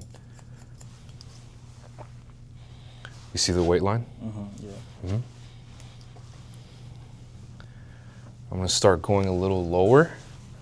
I'm going to start going a little lower past the ear. Because here the head's also beginning to round like this. Yeah. So it's important for me to lower it down to create more length. Okay, okay. You get what I'm saying? Yeah, so like... Because if I would have gone straight like this here, and the head begins to round past the ear, it's actually going to look like this. So then I have to lower it down a little more, because if I want a weight line to be straight like this, the hair here is traveling further. It has to travel further to meet this line here. Does that make sense? Yeah. When you understand like the round parts of the head and how you have to kind of direct it to create a certain shape, it makes sense, bro. But you'll see right now, like visually, what I mean. Towards the ear, I'm gonna start to lower the hair a little lower. So here. But then my reference is like right here. So I'm pulling it down more, like this. Pulling it down more like this. Pulling it down. I'm gonna connect it. Now, see how I raise it up a little bit now? Over here? Yeah. But you see that? Yep. And that line right here can travel backwards when you comb it. But obviously we have to connect it to the bottom, which is gonna be shorter because he wants to get a taper. And I'll show you how to connect that real quick.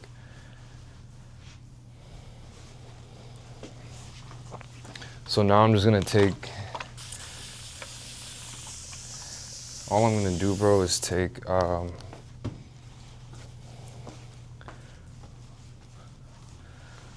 gonna get rid of this here from the ear.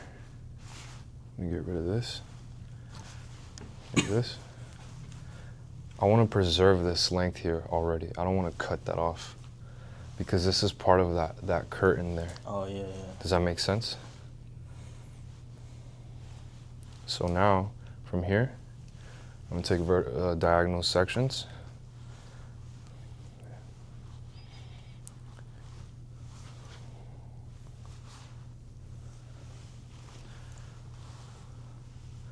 However, hair from up here is on a round surface, so I have to bring it down. Lower. Okay. To create that weight line. But now, when I'm on a flat part of the head, I'm only dealing with length. So, but I want it shorter, so I don't have to lower it, or I'm just gonna raise it at a 90 degree and match it with that short point.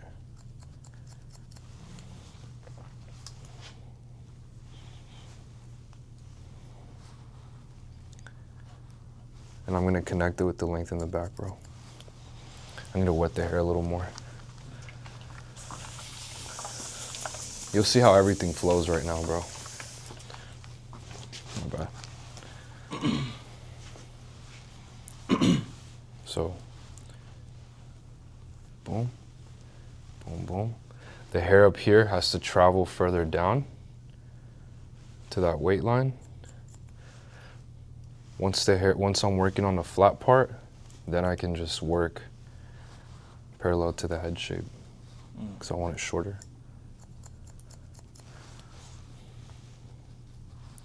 And I'm connecting it to the back length.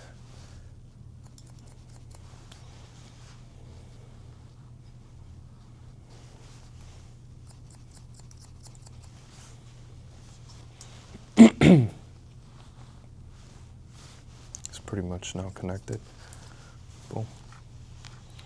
Again, take another section, lower this down. See how it's starting to look nicely with that weight line right there? It's starting to fit in nice. Flat part of the head here. I'm just gonna work with the 90. And I can see my previous guide underneath. Can you see it? I'm just connecting all of this, bro. With the length in the back.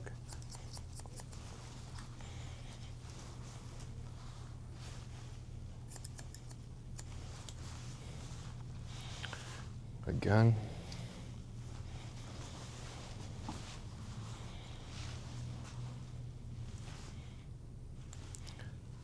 See, I want to make sure that I'm also at the same elevation each time.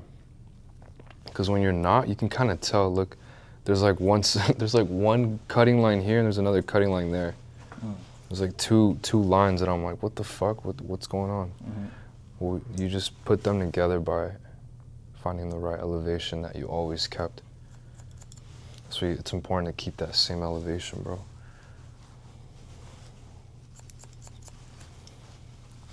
And here, notice how I'm moving my body to find that. I should always be able to see my guideline underneath, bro.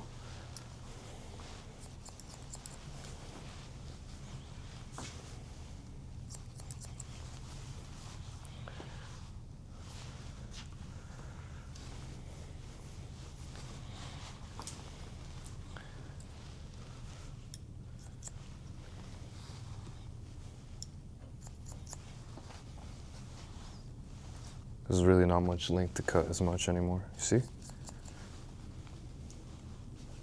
Good.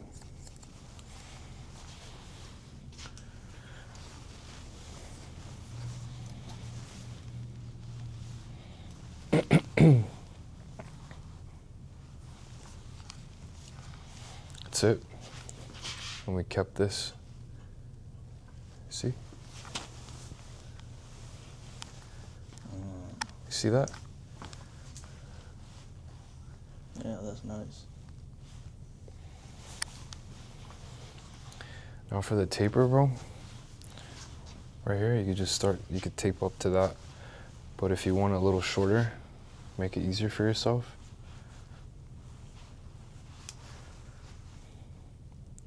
Grab like a section right here. You just get closer. Like my fingers are damn near this on his scalp.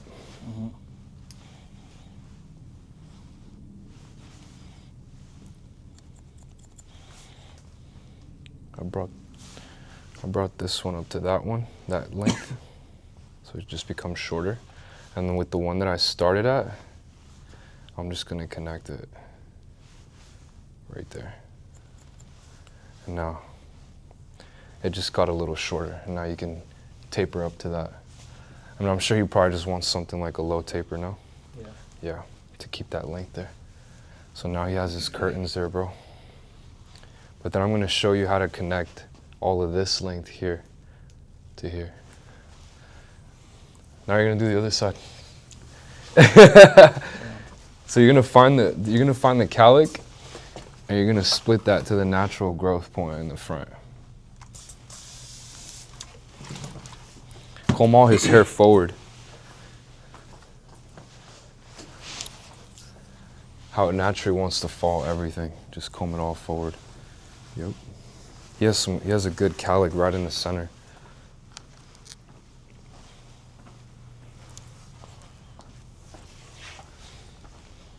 So would it be like from here? Yeah, so look, let me see. So just comb all his hair how it naturally wants to flow. You see how his calic's right in the center? That's fire, bro. That's so fire. See? So then come over here to the front. Comb his hair flat like this. You can start kind of seeing where his hair naturally wants to split. Look at that. You see that? Mm. No hairs are fighting either direction.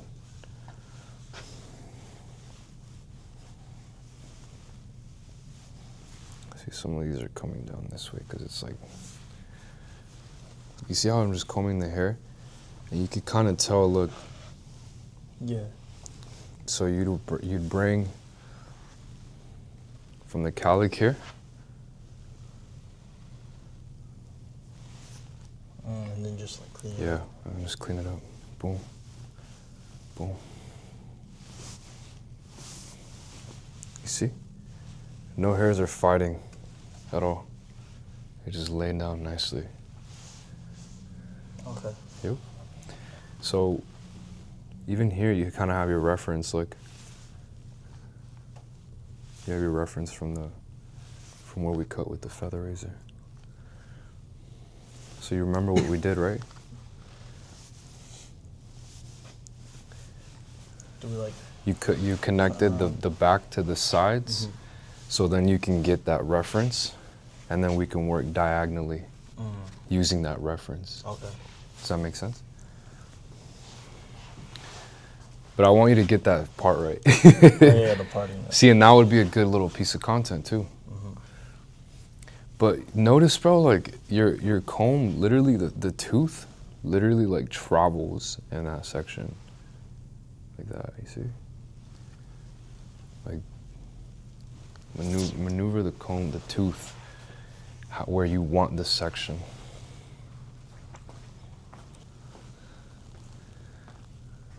Sheesh. What a go. That was fire, bro.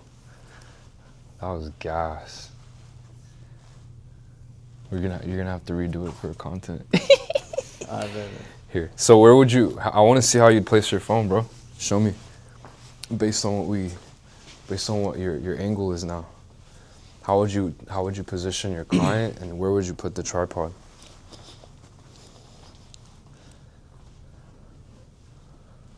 Yeah, this cut's gonna look sick, bro. I'm stoked. Are you good at pool, bro?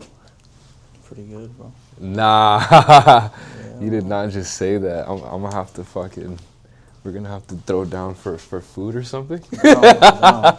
Are you down? Yeah. I'm so down, bro. We got it right here, huh? So, I would say section's gonna be right here. You know, so think about it like this, bro. Think about your audience, right? If they can't really see exactly what you're doing, how are they gonna learn? That's true. You know what I'm saying? So you want to show them the best angle possible. You're working with the front here, right? So even you could tilt his head down like this to show where it's coming, for where you start from and where you end at, and they could see that visually. So always keep that in mind, bro, when you're trying to teach people something through your content.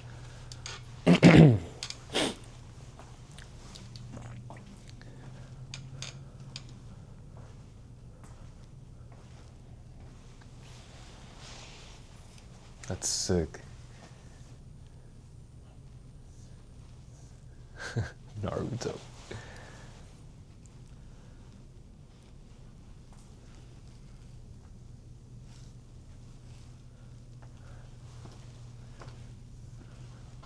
Nice.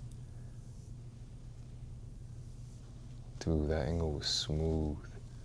Now move the hair that way. The other hair the other way. Nice.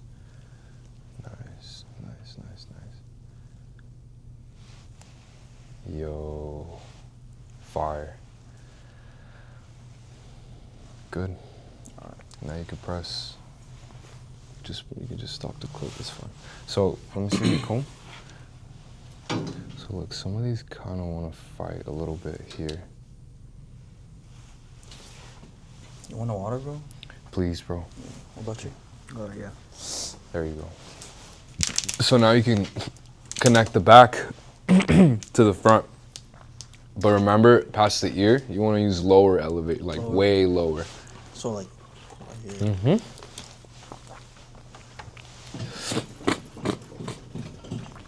Up here you can kind of work with higher elevation, but then as you start moving here, you start moving down. Going down. Mm-hmm. So here you're gonna use your comb to really scoop the hair. Like this. Mm-hmm. Exactly. Scoop it to you. Use the other side, bro. Oh yeah. Yeah. There you go. You see that? You can kind of clean that up. Nice.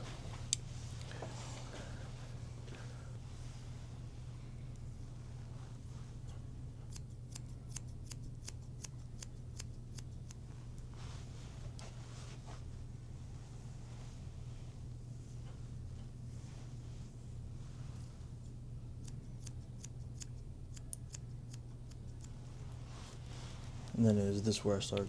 Mm-hmm. That's where you start to, but you remember where your guide is? So over direct it down here. You're basically creating this shape. Mm-hmm.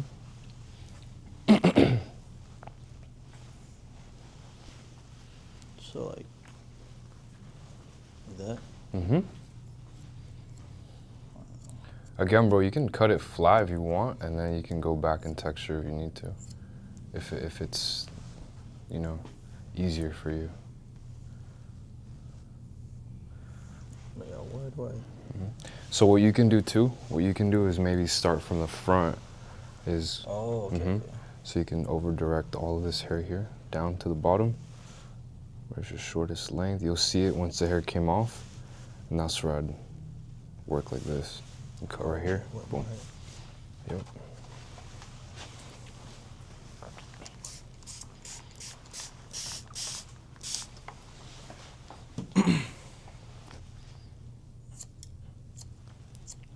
Nice. Yep, and you can cut all that off. You can start elevating a tiny bit right Oh, there. right here? Yep. Because it round, right? Mm-hmm. I see.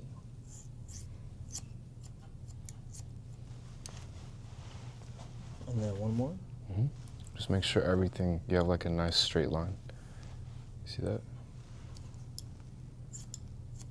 Nice, buddy.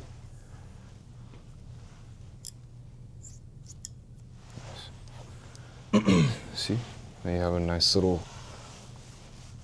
nice weight line here.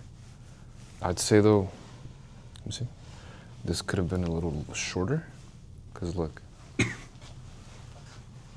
see that right there? Okay, okay. Yeah, so going down right here.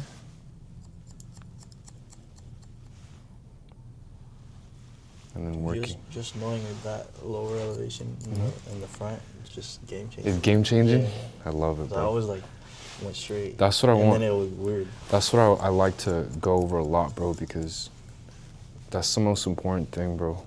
Especially when dealing on the round surfaces. Some people sometimes, because again, if I would have kept at this elevation, it would have gone shorter. Dude, that's what I Yeah. do. Nah, but it's good, bro. I mean, it's good that we went over it now. Yeah. You're aware of it, bro. It's typically past the ear. Because right here, you're working in a different one. Right here is kind of flat, and then it's starting around here. But you see this nice little weight line? Yeah, Look at yeah. That looks fire. Good stuff. Yep. So then that's when we, from the ear, like up here, this is basically where I grab that reference.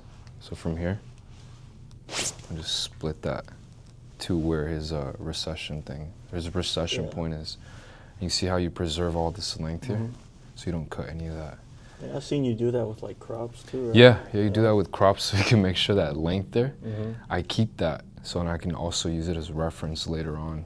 And I don't cut that hair there, because some people will do crops, and I notice when the hair comes down, their fucking recession is like showing too much. And I'm like, bro, it's because you didn't section this off. Or they'll cut like a straight line, too straight, when the hair's wet, Obviously, it's gonna lay down flat, but then when it dries up, it'll lift up because the head's beginning to round here. So they needed to over-direct the hair just a bit lower, way lower. Yeah. It's all shapes, bro. Yeah. It's literally all shapes. It's crazy. But try to make that section. That would actually be a sick clip too. Okay. That could be a dope clip.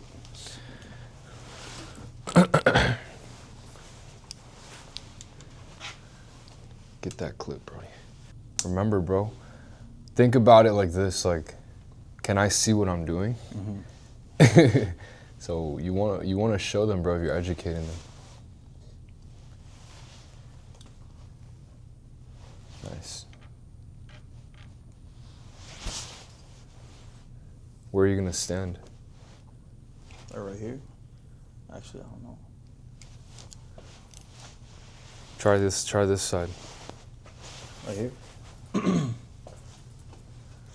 Nice. Yeah. Maybe tilt his head a little bit more towards you.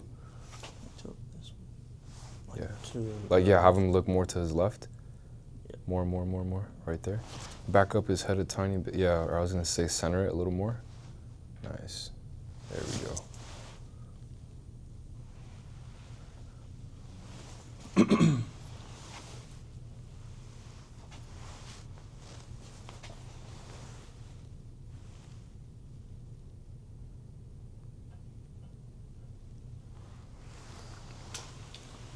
Top of the ear. And right there. Nice.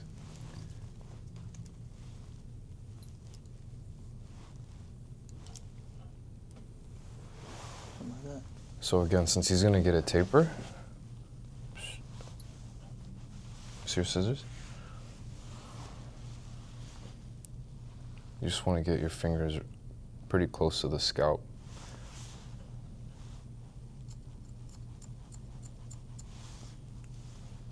Boom. The next section here, you're still working on a flat surface here. This is pretty flat, so again, you don't have to over direct anything. You don't have to, lower the hair anywhere. But then look right here, when you get to this section here, some of this hair is on the round surface of the head. So this, I'm gonna take down to that previous section, right there. See how I'm lowering it? Mm-hmm. But then here, I'm on a flat part, so I can start elevating it a little higher to the previous section. Dang. Do you see that? Yeah, yeah. Does that make sense? So then again, look, as you go now further in, remember this hair here? Think of like this section, just like right here from your diagonal section. Like think of just like this hair right here, all of that right there. Mm-hmm. Again, you're gonna have to over direct it down to that previous section. Like there's a line like right here. I'll cut that. Even some of this here right here, a little bit.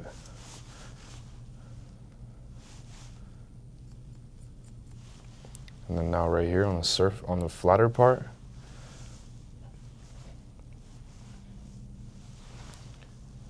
right here, cut right there. Boom. But you see how this hair comes down to that weight line that we need, because that weight line is going to be combed towards the back. But then we're getting rid of length here because we want all of this shorter. Then you're going to connect this to the back. You're really not going to have a guideline under here. You're just pretty much connecting it to the back. But you're pulling the hair out at a 90-degree, parallel to the head shape. Remember, because we're working kind of around here. We're just trying to take the length off, bro. See? And you connected that to the sides. So keep going right there. That's a little bit of a tough part here, but now you see it. Yeah. I guess I always get like I always struggle with like when you part it and like there's those little hairs on top. Yeah, kinda so flop that's over. just important, bro. It's important to wet the hair, bro. Just keep it really wet. The wetter the better, right? That's what she said. Get it, bro. Get it.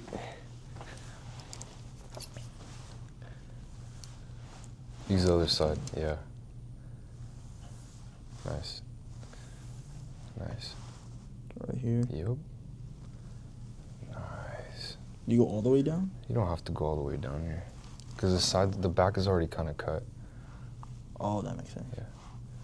You see how much easier when the hair's wet, bro?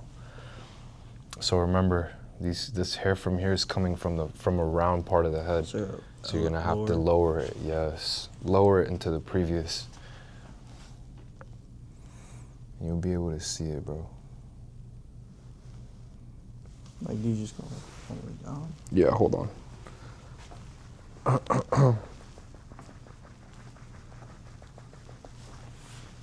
But no, the one thing that I want to show you though is that because we already cut that, most of it's already cut to that length. So that's just a reference. Oh. Does that make sense? Yeah. But say like right there. You see?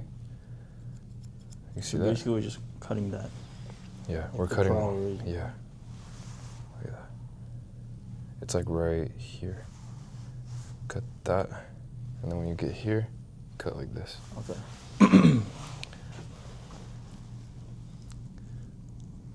You see it? Mm-hmm. Yeah. I know you see the line under it. There you go. Nice. Fire. Yep, but now right there, you're just gonna work in elevating the hair at a 90, parallel to the head shape, bro. And you wanna move, when you're doing graduation, you wanna make sure you're moving with the head shape wherever you're working at, bro. It's important to keep that body posture and that body positioning very consistent so you don't get lost. You see? And then you connect it to the back, and damn, you just connected it like that. Fire. Okay. Good stuff, bro. Now you're ready to move on to the next section. We'll clean up the back in a bit.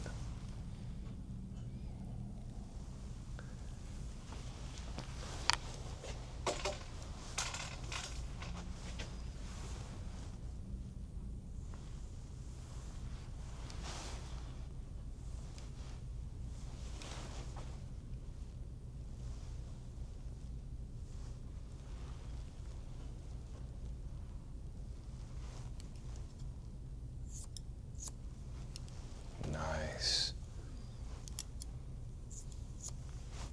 Go.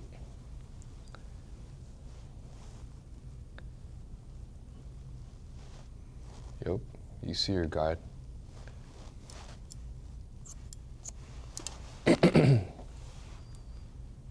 You see how there's not really much hair to cut anymore? Yeah. Because the back's already pretty short. Okay. Mm-hmm.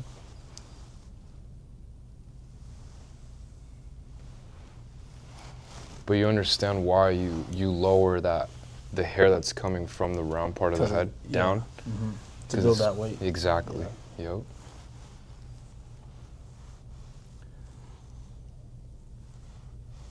Yeah, you might even need to cut a little bit more in there. Right here. Yeah, yeah, a little more in there. Right there. Yeah.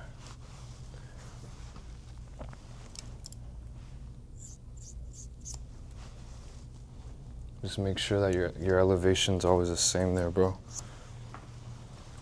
Because then you'll lose your guideline. Yep. Now right there, you just remember your body posture, bro. And remember, and ensure that you're lifting up the hair in the same angle every time, bro. You should be able to see your guide. Nice. Move around, bro, if you have to.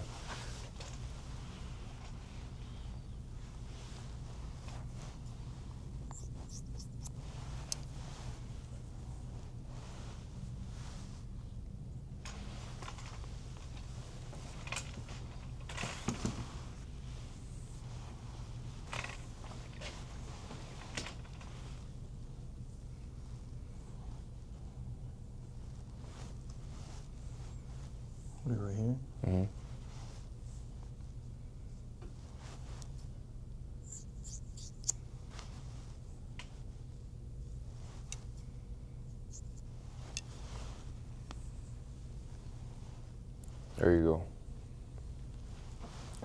See, so you should have been cutting a little more than that right there. Right here, huh? Yeah. But now you can connect it to the length in the back. Are you able to see your guide underneath? Right there. Yep. There you go. I was like, yeah, it's like you're cutting a little too less. Ah, I see. Yeah, that's why. It's all good. But you got it. But that's why you gotta make sure, bro, same elevation, your body position is consistent. Like you have to keep that consistent, bro, or else you're gonna get lost.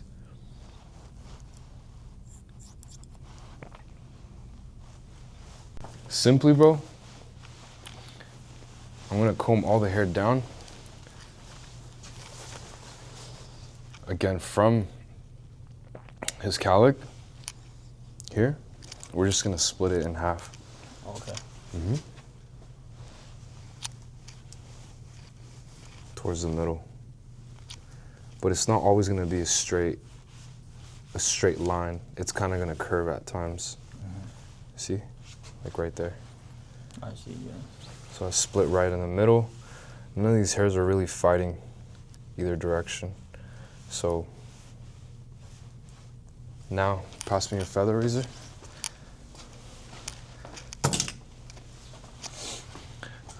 So now, I'm just gonna connect this like this. I'm gonna elevate a little bit. Just get rid of that length. Because it's connecting to that graduated line. Does that make sense?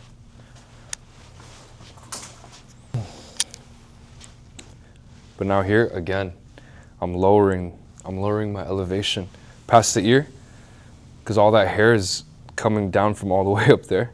Yeah. I have to lower the elevation, bro. Or if not, my hair is it's gonna come out short.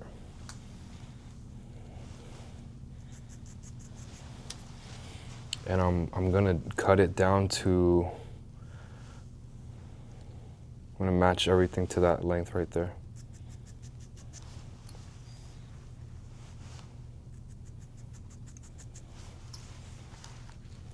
You see how his curtains are starting to fall nicely? Yeah. I'll just elevate this a little more. But you see now? You see that? And it falls just right above where the taper is gonna be at. See that? Yeah. And that's just how you blend everything in, bro. In the back, everything's pretty much already cut.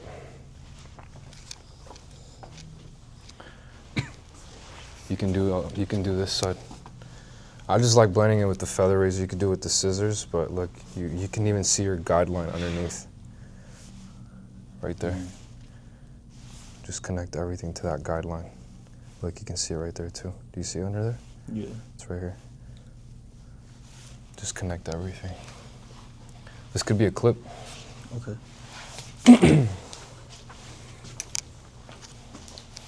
Anything of value that you feel like is gonna be like, okay, you know what? My audience could probably learn from this, is always pretty much worthy of being a clip, bro. In every content, like every piece of content you create. You just want to focus on giving value, bro, if that's something that you want to do eventually, bro, is educate. The more value you give out, obviously, the more trust you build with your audience. It's like Sam's giving us so much value. Like, Yeah.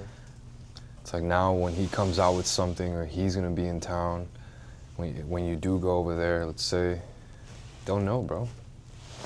Don't know.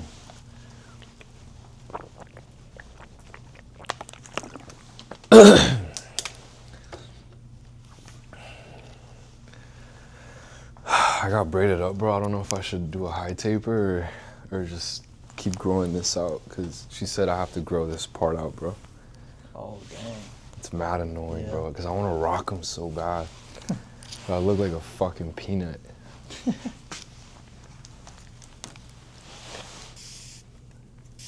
When'd you get that done? Like 3 days ago.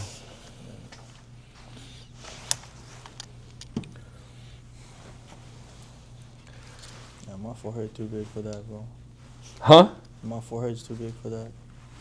That's what I thought with mine, but I'm like, fuck, I don't give a fuck.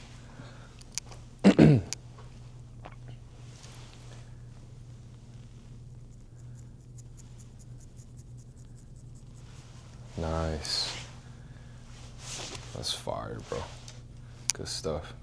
All right, so now after we cut off the whole length on the top too, now what I like to do is just get the hair a bit more, not wet, like crazy wet, but just a bit damp.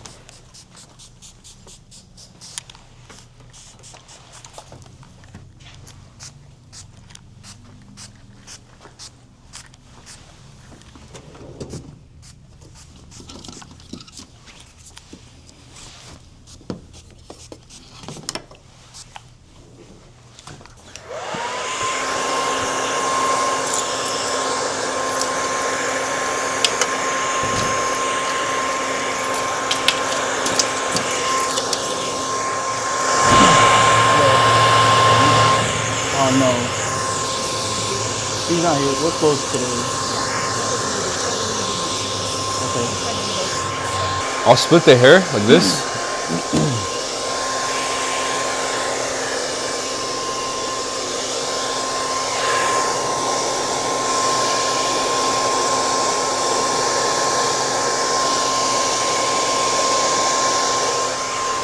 And then this is where I'll just brush it back.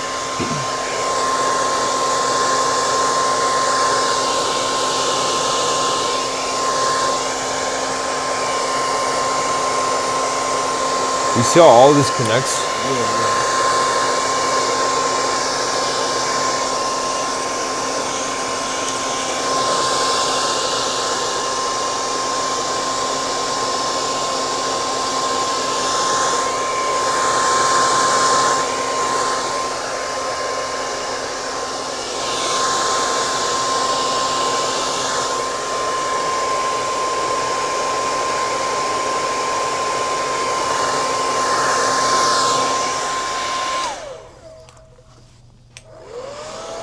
Obviously, he's not gonna rock it like this, but people do. You know, you could like style it like that to show the shape and everything that you did. But yeah, basically, boom, and then I'm just brush it back like this. Okay. So you could, and then you could do the taper. Oh, okay. Do you do high or? Oh, you meant like temperature? Oh, the temperature. Yeah. I just do high. High taper. Not like that. Yep. Nice.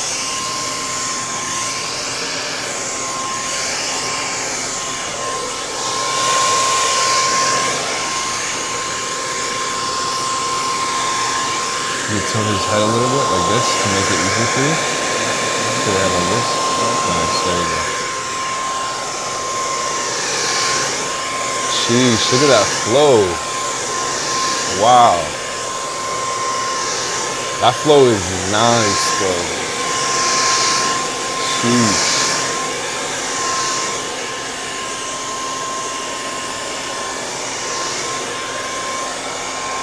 This could be a clip.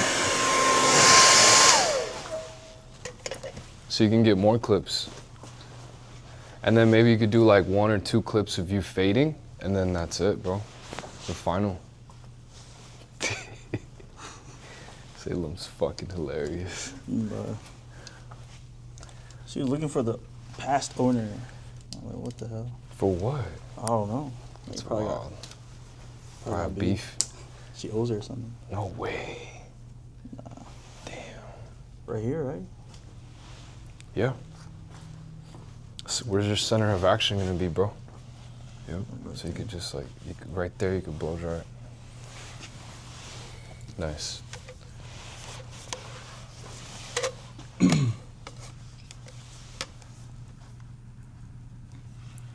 right there. Right there. Good. Go for it.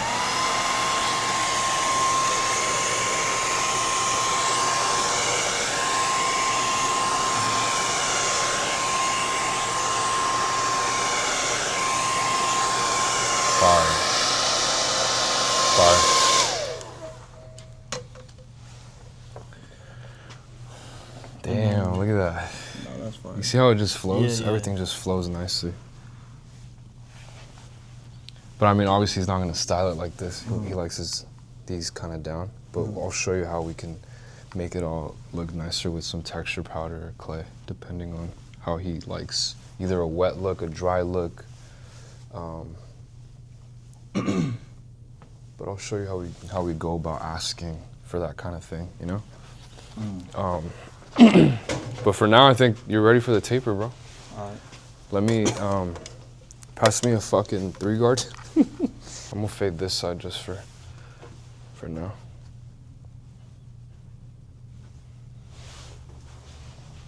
Basically, bro, when it comes to getting the taper into here, I want to keep in mind, right? I don't want to go too high. So I'll probably start with the number 3, and here I'm really tilting my clipper a little bit like this, so I can really work into some tighter areas. And I'll just flick out. But you see how it kind of fits nicely into that 3? Yeah. That's because we had already That established the length with the fingers when we were doing the shear work.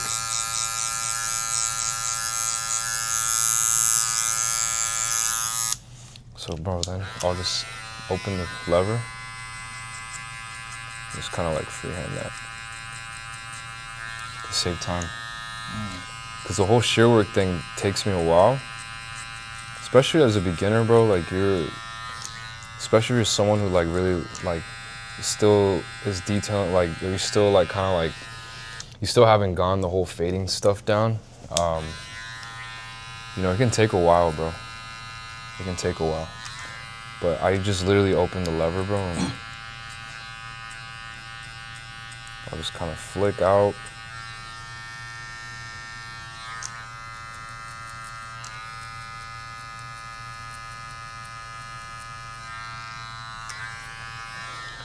And this is how you can skip guards. So then you could just take out. You can get a tapered comb like this and use that small little and just literally fade up like this, bro.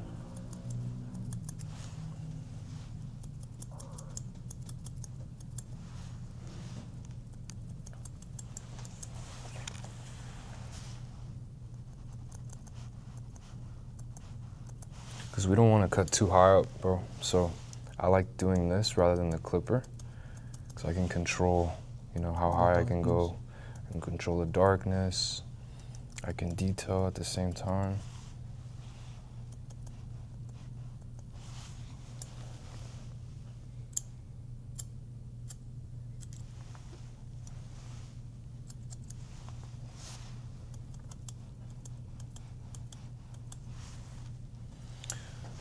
But yeah, bro, and as little as like probably like less than like 5 minutes, bro. That's crazy. You can get a nice little taper with the shear work. I like creating softer blends, bro, where it's like the baldness kind of like isn't too high up. So I'll stretch the fade out a little bit. I like stretching the fade out when it comes to doing these kind of.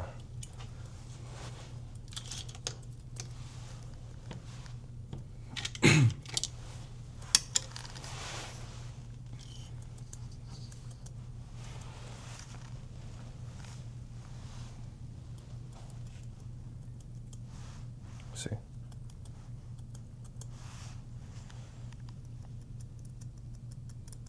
And when you're point cutting like that, like Just make sure you're closing it, bro, before you pull out.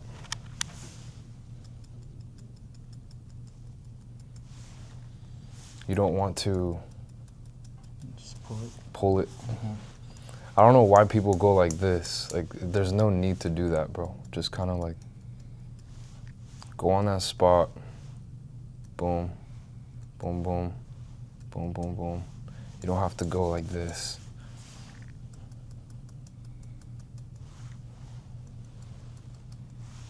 You can be here, bro, all day detailing, but realistically, bro, like, your client, probably something that looks like decent to you is probably gonna look so good for him because obviously their eye is different. But ideally, bro, try to be real and like just, you don't have to go crazy on the detail, bro. No cut's ever gonna be so perfect, right? But I like quality, bro. But there's always, you can be in between, bro. But yeah. Nice little low taper. And then, what are your trimmers? These? Something like this. You can do the trimmer, or what I've seen people do is going with the shear like this.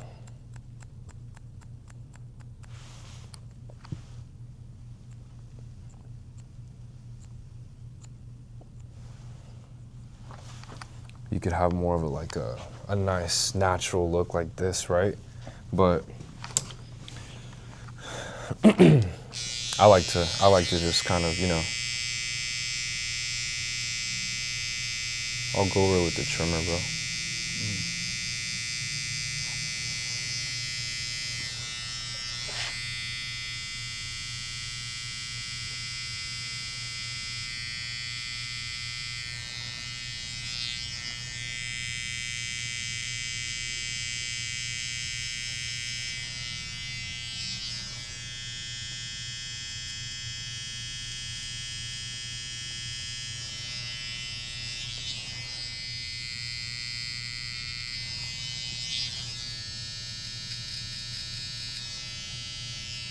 Boom.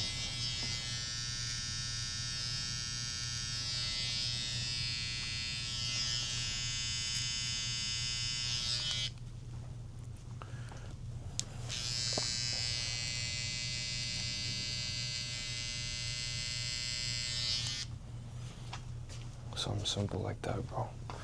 Don't overthink it too much. You know, no cut's ever gonna be too perfect, but as long as it looks clean, and as long as your client likes it, bro, you'll be alright.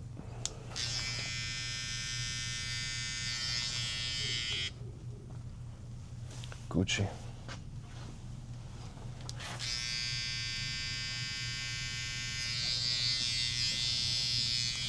And then here you can just kind of, like, I'll comb this back like this, and I'll just, with my trimmer, I'll just,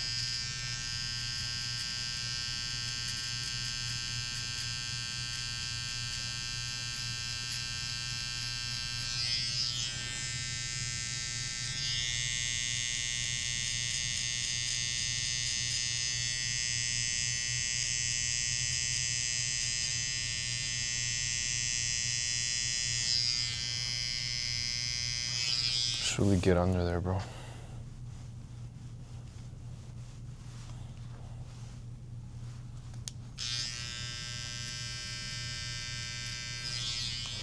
Boom. And you can bring this down. You see how it lays, like the taper is like right in the good spot. The fade isn't, the hair isn't overhanging over the fade. And it just looks clean right there, bro. And it could just flow, everything just flows nicely. But if you see, like I told you earlier, if you wanna get rid of this a little bit, what I'll do is like, if you wanna kinda just get rid of some weight here, honestly, I don't even hold it like that. I'll just literally pick it up a little bit and kinda just, on that line, I'm literally like munching out weight, bro.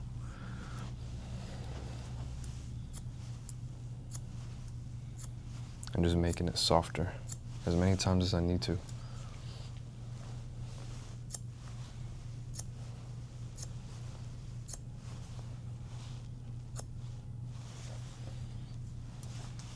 Just to create it a little more softer, you see? Yeah. But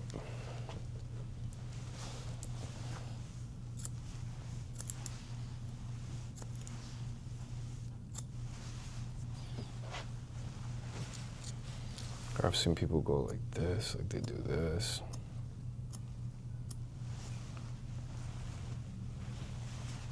But yeah, bro.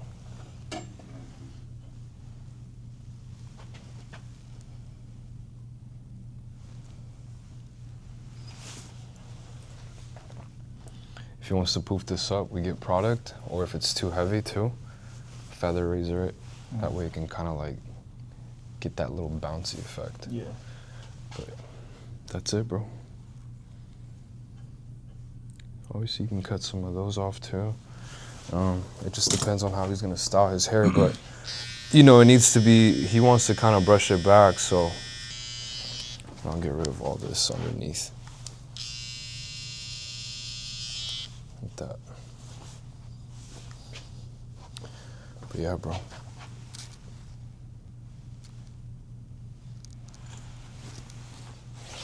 Oh yeah. And you could just shave the bottom.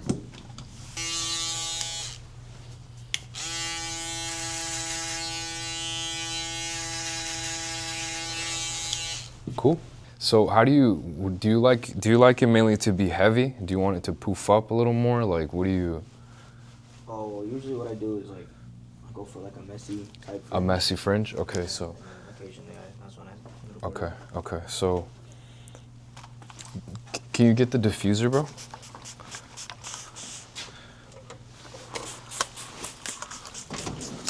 So what I would do is like I would perfect. So where's the sea salt again? Nice. Just gonna add a little bit of sea salt to the top here. And then what I'll do is with the diffuser, appreciate it, bro.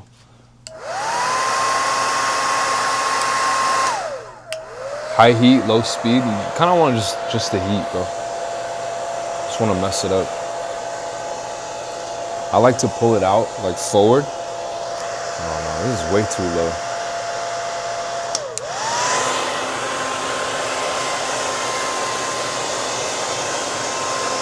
So you see, like you kind of like start scrunching the hair. Like put your fingers in through it, and you just kind of like pull it out.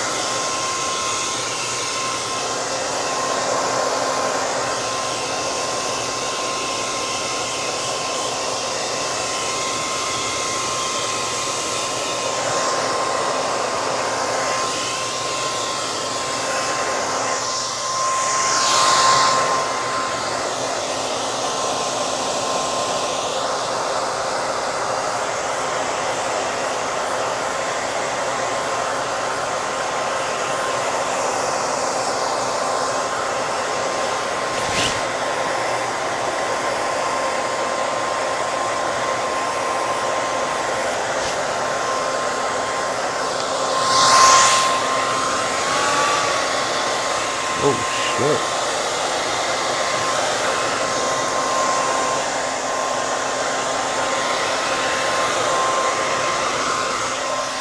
That sea salt's a little, I've never seen it, bro. You have texture powder? Gas.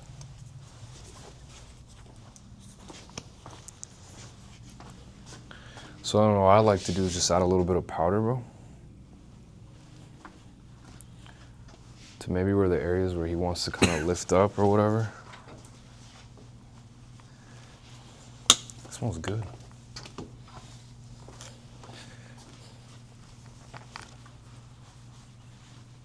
Damn, that smells good. Yeah.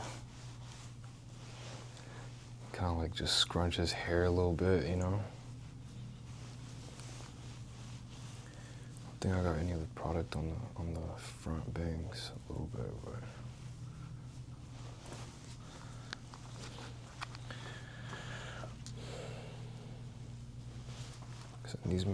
These look long, but if you were to brush them back, they connect pretty well. How do you style your hair, bro, usually? Well, like, what do you do with your hands? After the shower, it's just leave it like wet and then messy all over. Okay. Yeah. But I usually just don't style it at all. It's just messy. Yeah.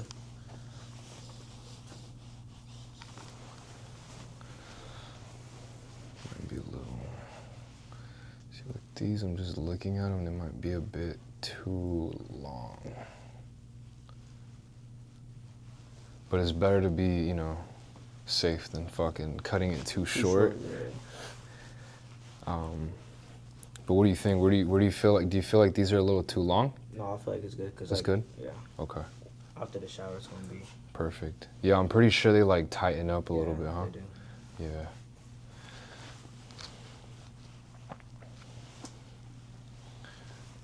Do something messy.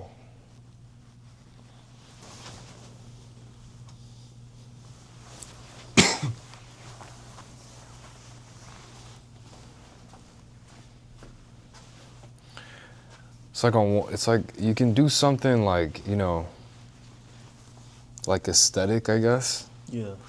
Like something like this.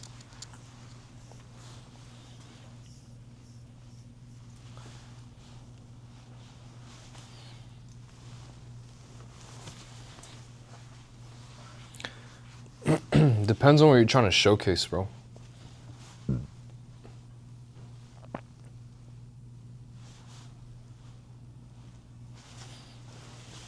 But let's say on this side, you have something like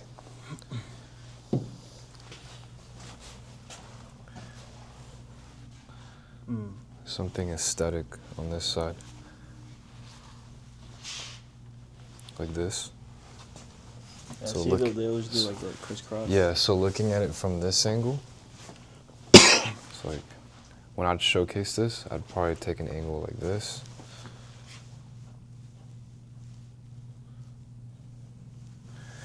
It just shows, you know, this. It shows the connection to the sides, the whole, like, you know, the flow of it, right? Yeah. So this could be something you showcase, and to show like your expertise in the fact that, okay, I know how to connect the longer length to a short length and make everything just flow. So this is where you can showcase something like this. And then we can do another messy look right now.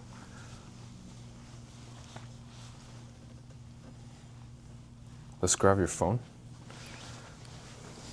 You want it with the tripod or no?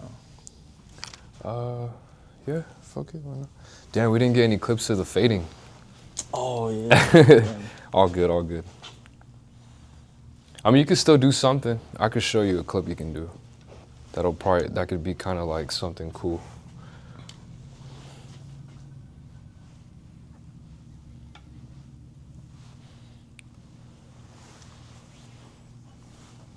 Yeah, this is the whole crisscross thing here. Like how they do this.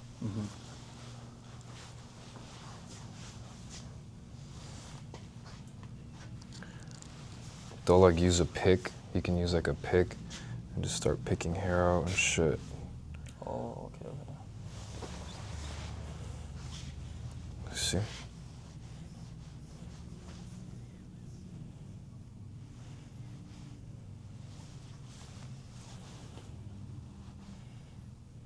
It's nothing crazy, bro. It's just a lot of hairspray. Yeah. But that's how they get that effect in the back. You could just pull this out.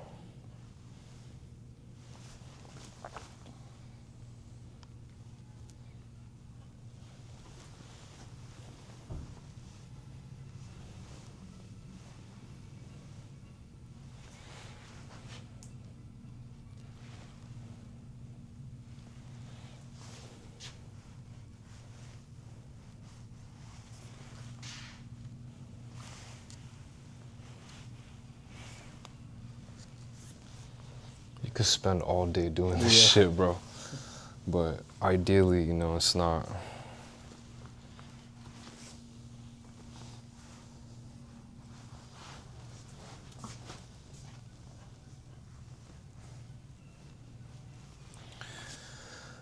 See, but maybe like these. Mm-hmm. See how they kind of fall a little bit. Yeah.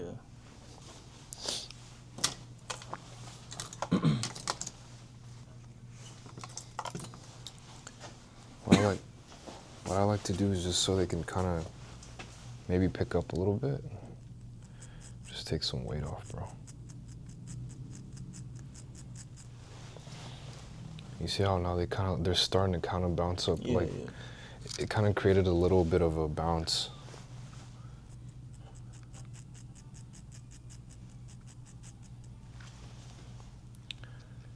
You see that now? A little more.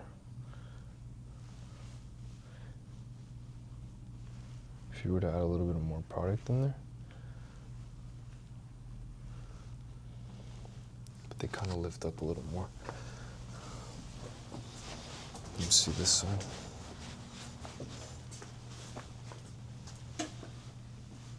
So I'll just grab the bangs.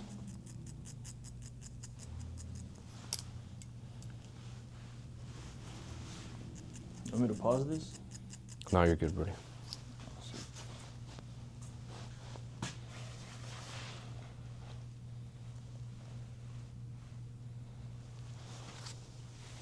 See, now they aren't too crazy.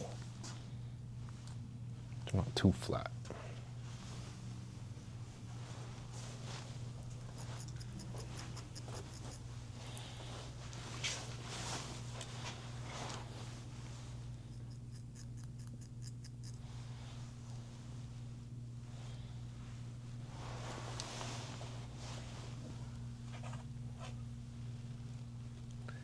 I'm just thinking about that right now. You could set it with fucking hairspray. You could do all of that, bro. Like, it's really what you just want to showcase and what you want to show people, bro. But I think, oh shit, this is dope.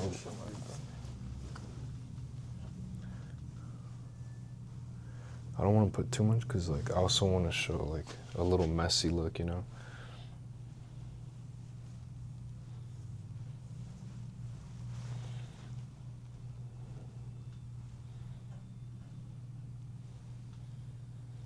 If you want this to stay here.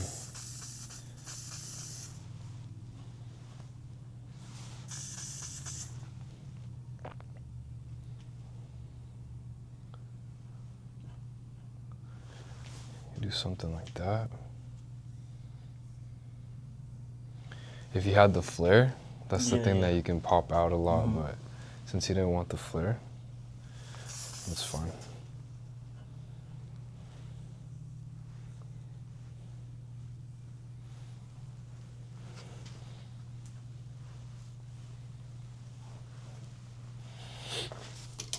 What you'll see them do too is like pop this out a little bit. But since we went for something round, it's not too pointy.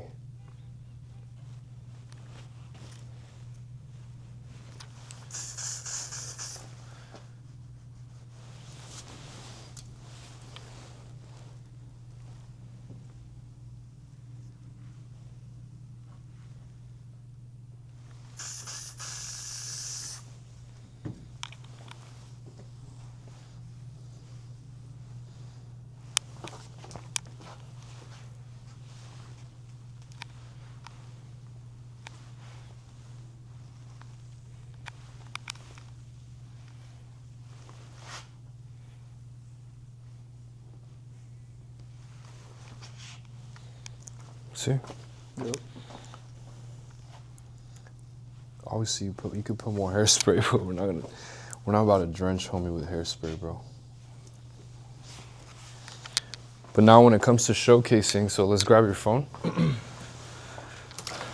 So now it's like, if you didn't get a little bit of the fading thing, it's okay, bro. Don't worry. Look, you can do something. You could do something where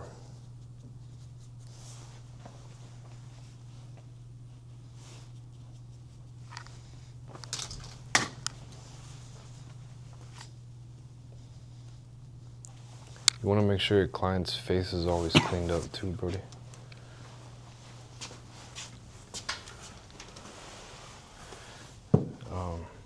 You could act like you're Point cutting. point cutting, exactly. So you could be, yeah, you could do this. You could already kind of tease them with the final result, like this. Or if you don't want to show them yet, just zoom in, something quick like this. And you could just act like you're point cutting.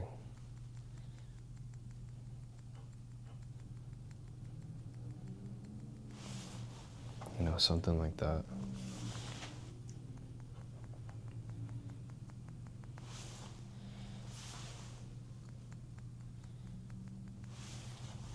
You know what I'm saying?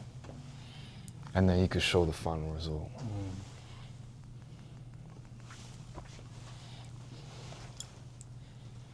Put your hand in there, or you want to do the other side?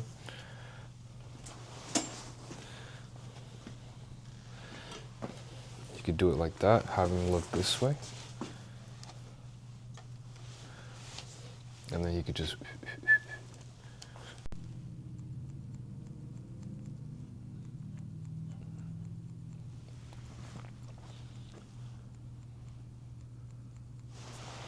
There we go.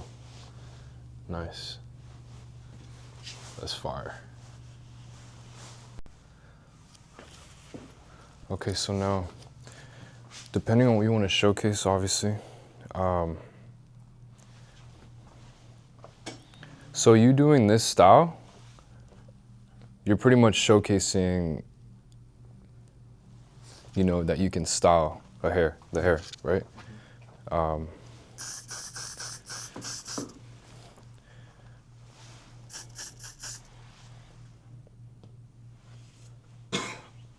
Holy shit, bro.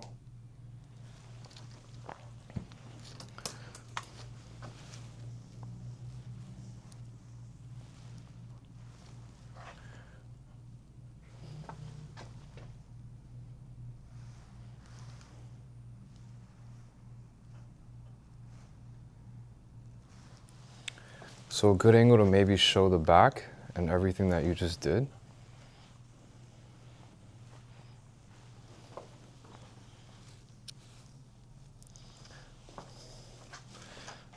Probably be somewhere around here.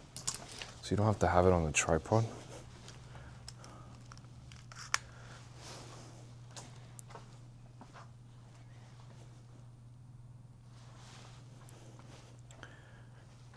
Something like right here.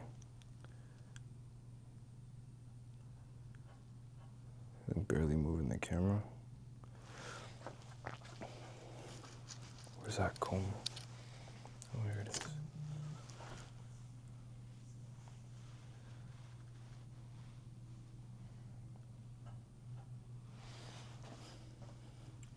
What I'm looking for is like symmetry too, you know. You want to make sure everything looks pretty symmetrical. Damn, bro, they're spamming you.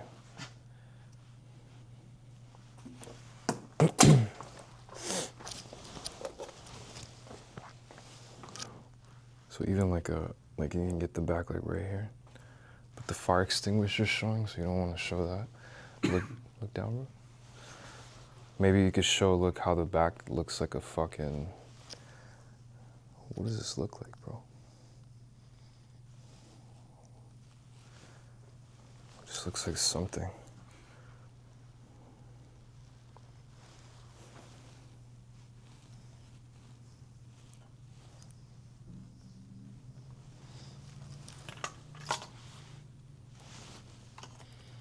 Maybe show how you styled it right here.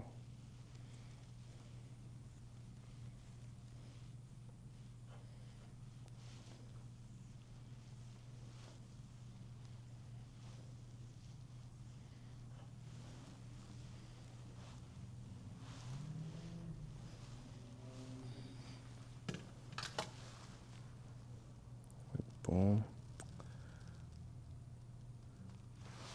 For this though, you probably have to add some wet product to make it look a little more, Shiny. yeah.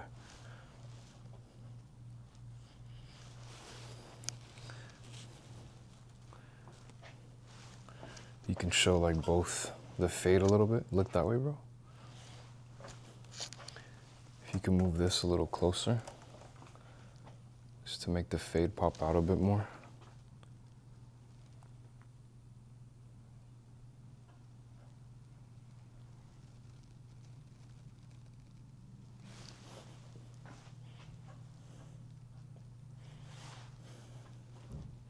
Or even this angle right here. But you always want to keep them in the center. See how I always move?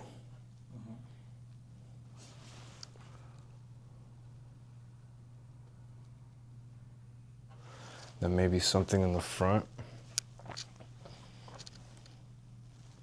where you can show how his bangs kind of maybe like they blend into the side.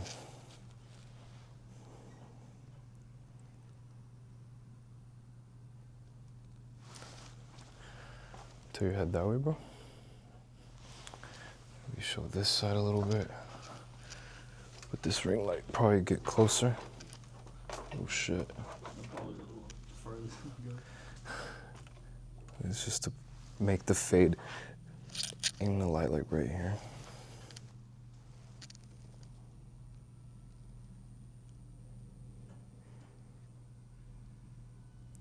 I'll do it over here, but let me see.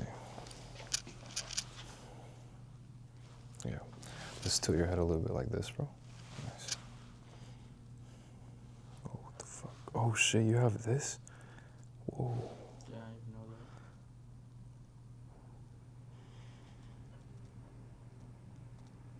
that. Boom. You see that? Like you just barely move the camera. But I feel like obviously with him, a messier look fits better.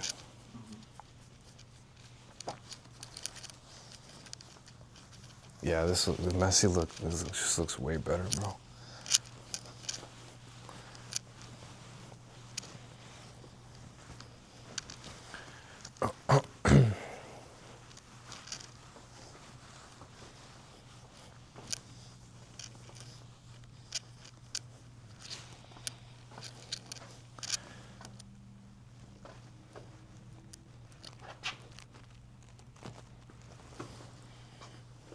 Something like that, you see?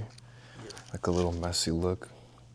You can also showcase that with angles, whatever. But I think for the most part, this is it, bro.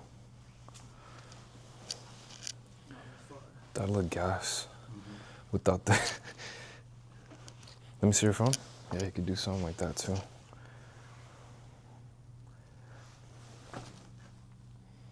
No, when it's messy, it looks like more texture.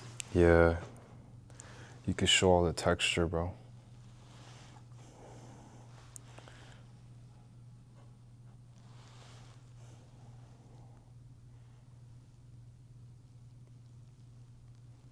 Yeah, this looks sick.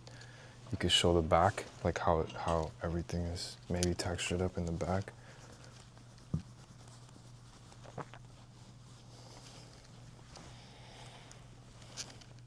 Not the whole back, but maybe you could show like an angle like this.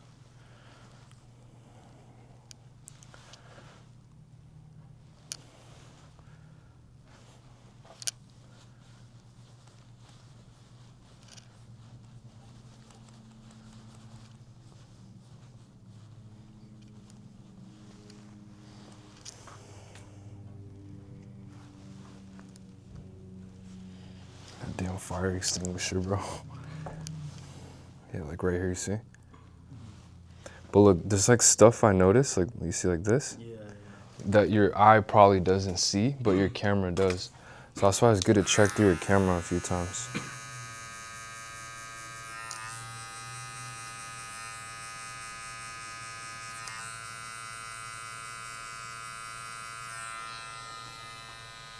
See, that looks a little better. This is something I do all the time. Where like I'll see it on the camera and I'll be like, okay. Okay, you know? Yeah. Until it looks good. Camera proof. Yup. See, like that one right there looks sick too.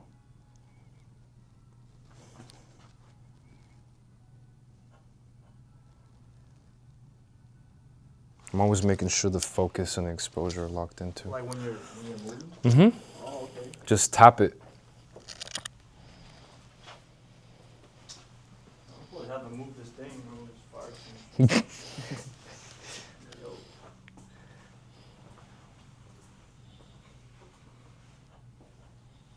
Yup. Alright. Grab your phone.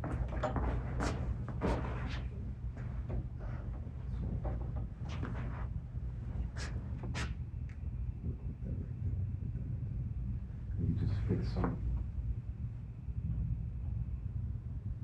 Just look for symmetry, bro.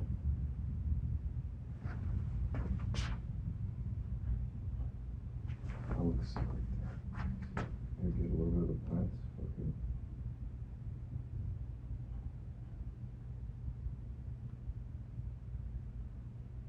A little effect like that. Maybe you're far away from like you're far away like right here, and then boom. Look up a little bit, bro. There you go. Like that. Boom. That could be like a little thing that you do. But yeah. Something like that. It's fine. He's free to go, bro.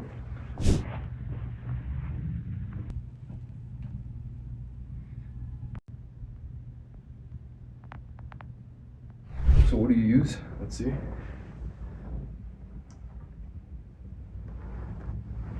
Or literally just these two. Let me see. So we can use CapCut. Let's just use CapCut for now. So we'll go to the first one. Is this one right? No, I think. Record. And then yeah. What the fuck? Wow.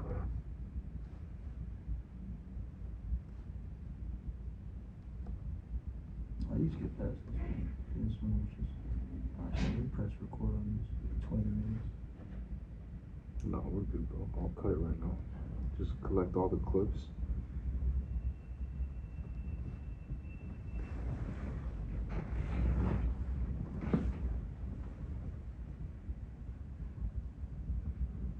That's gas.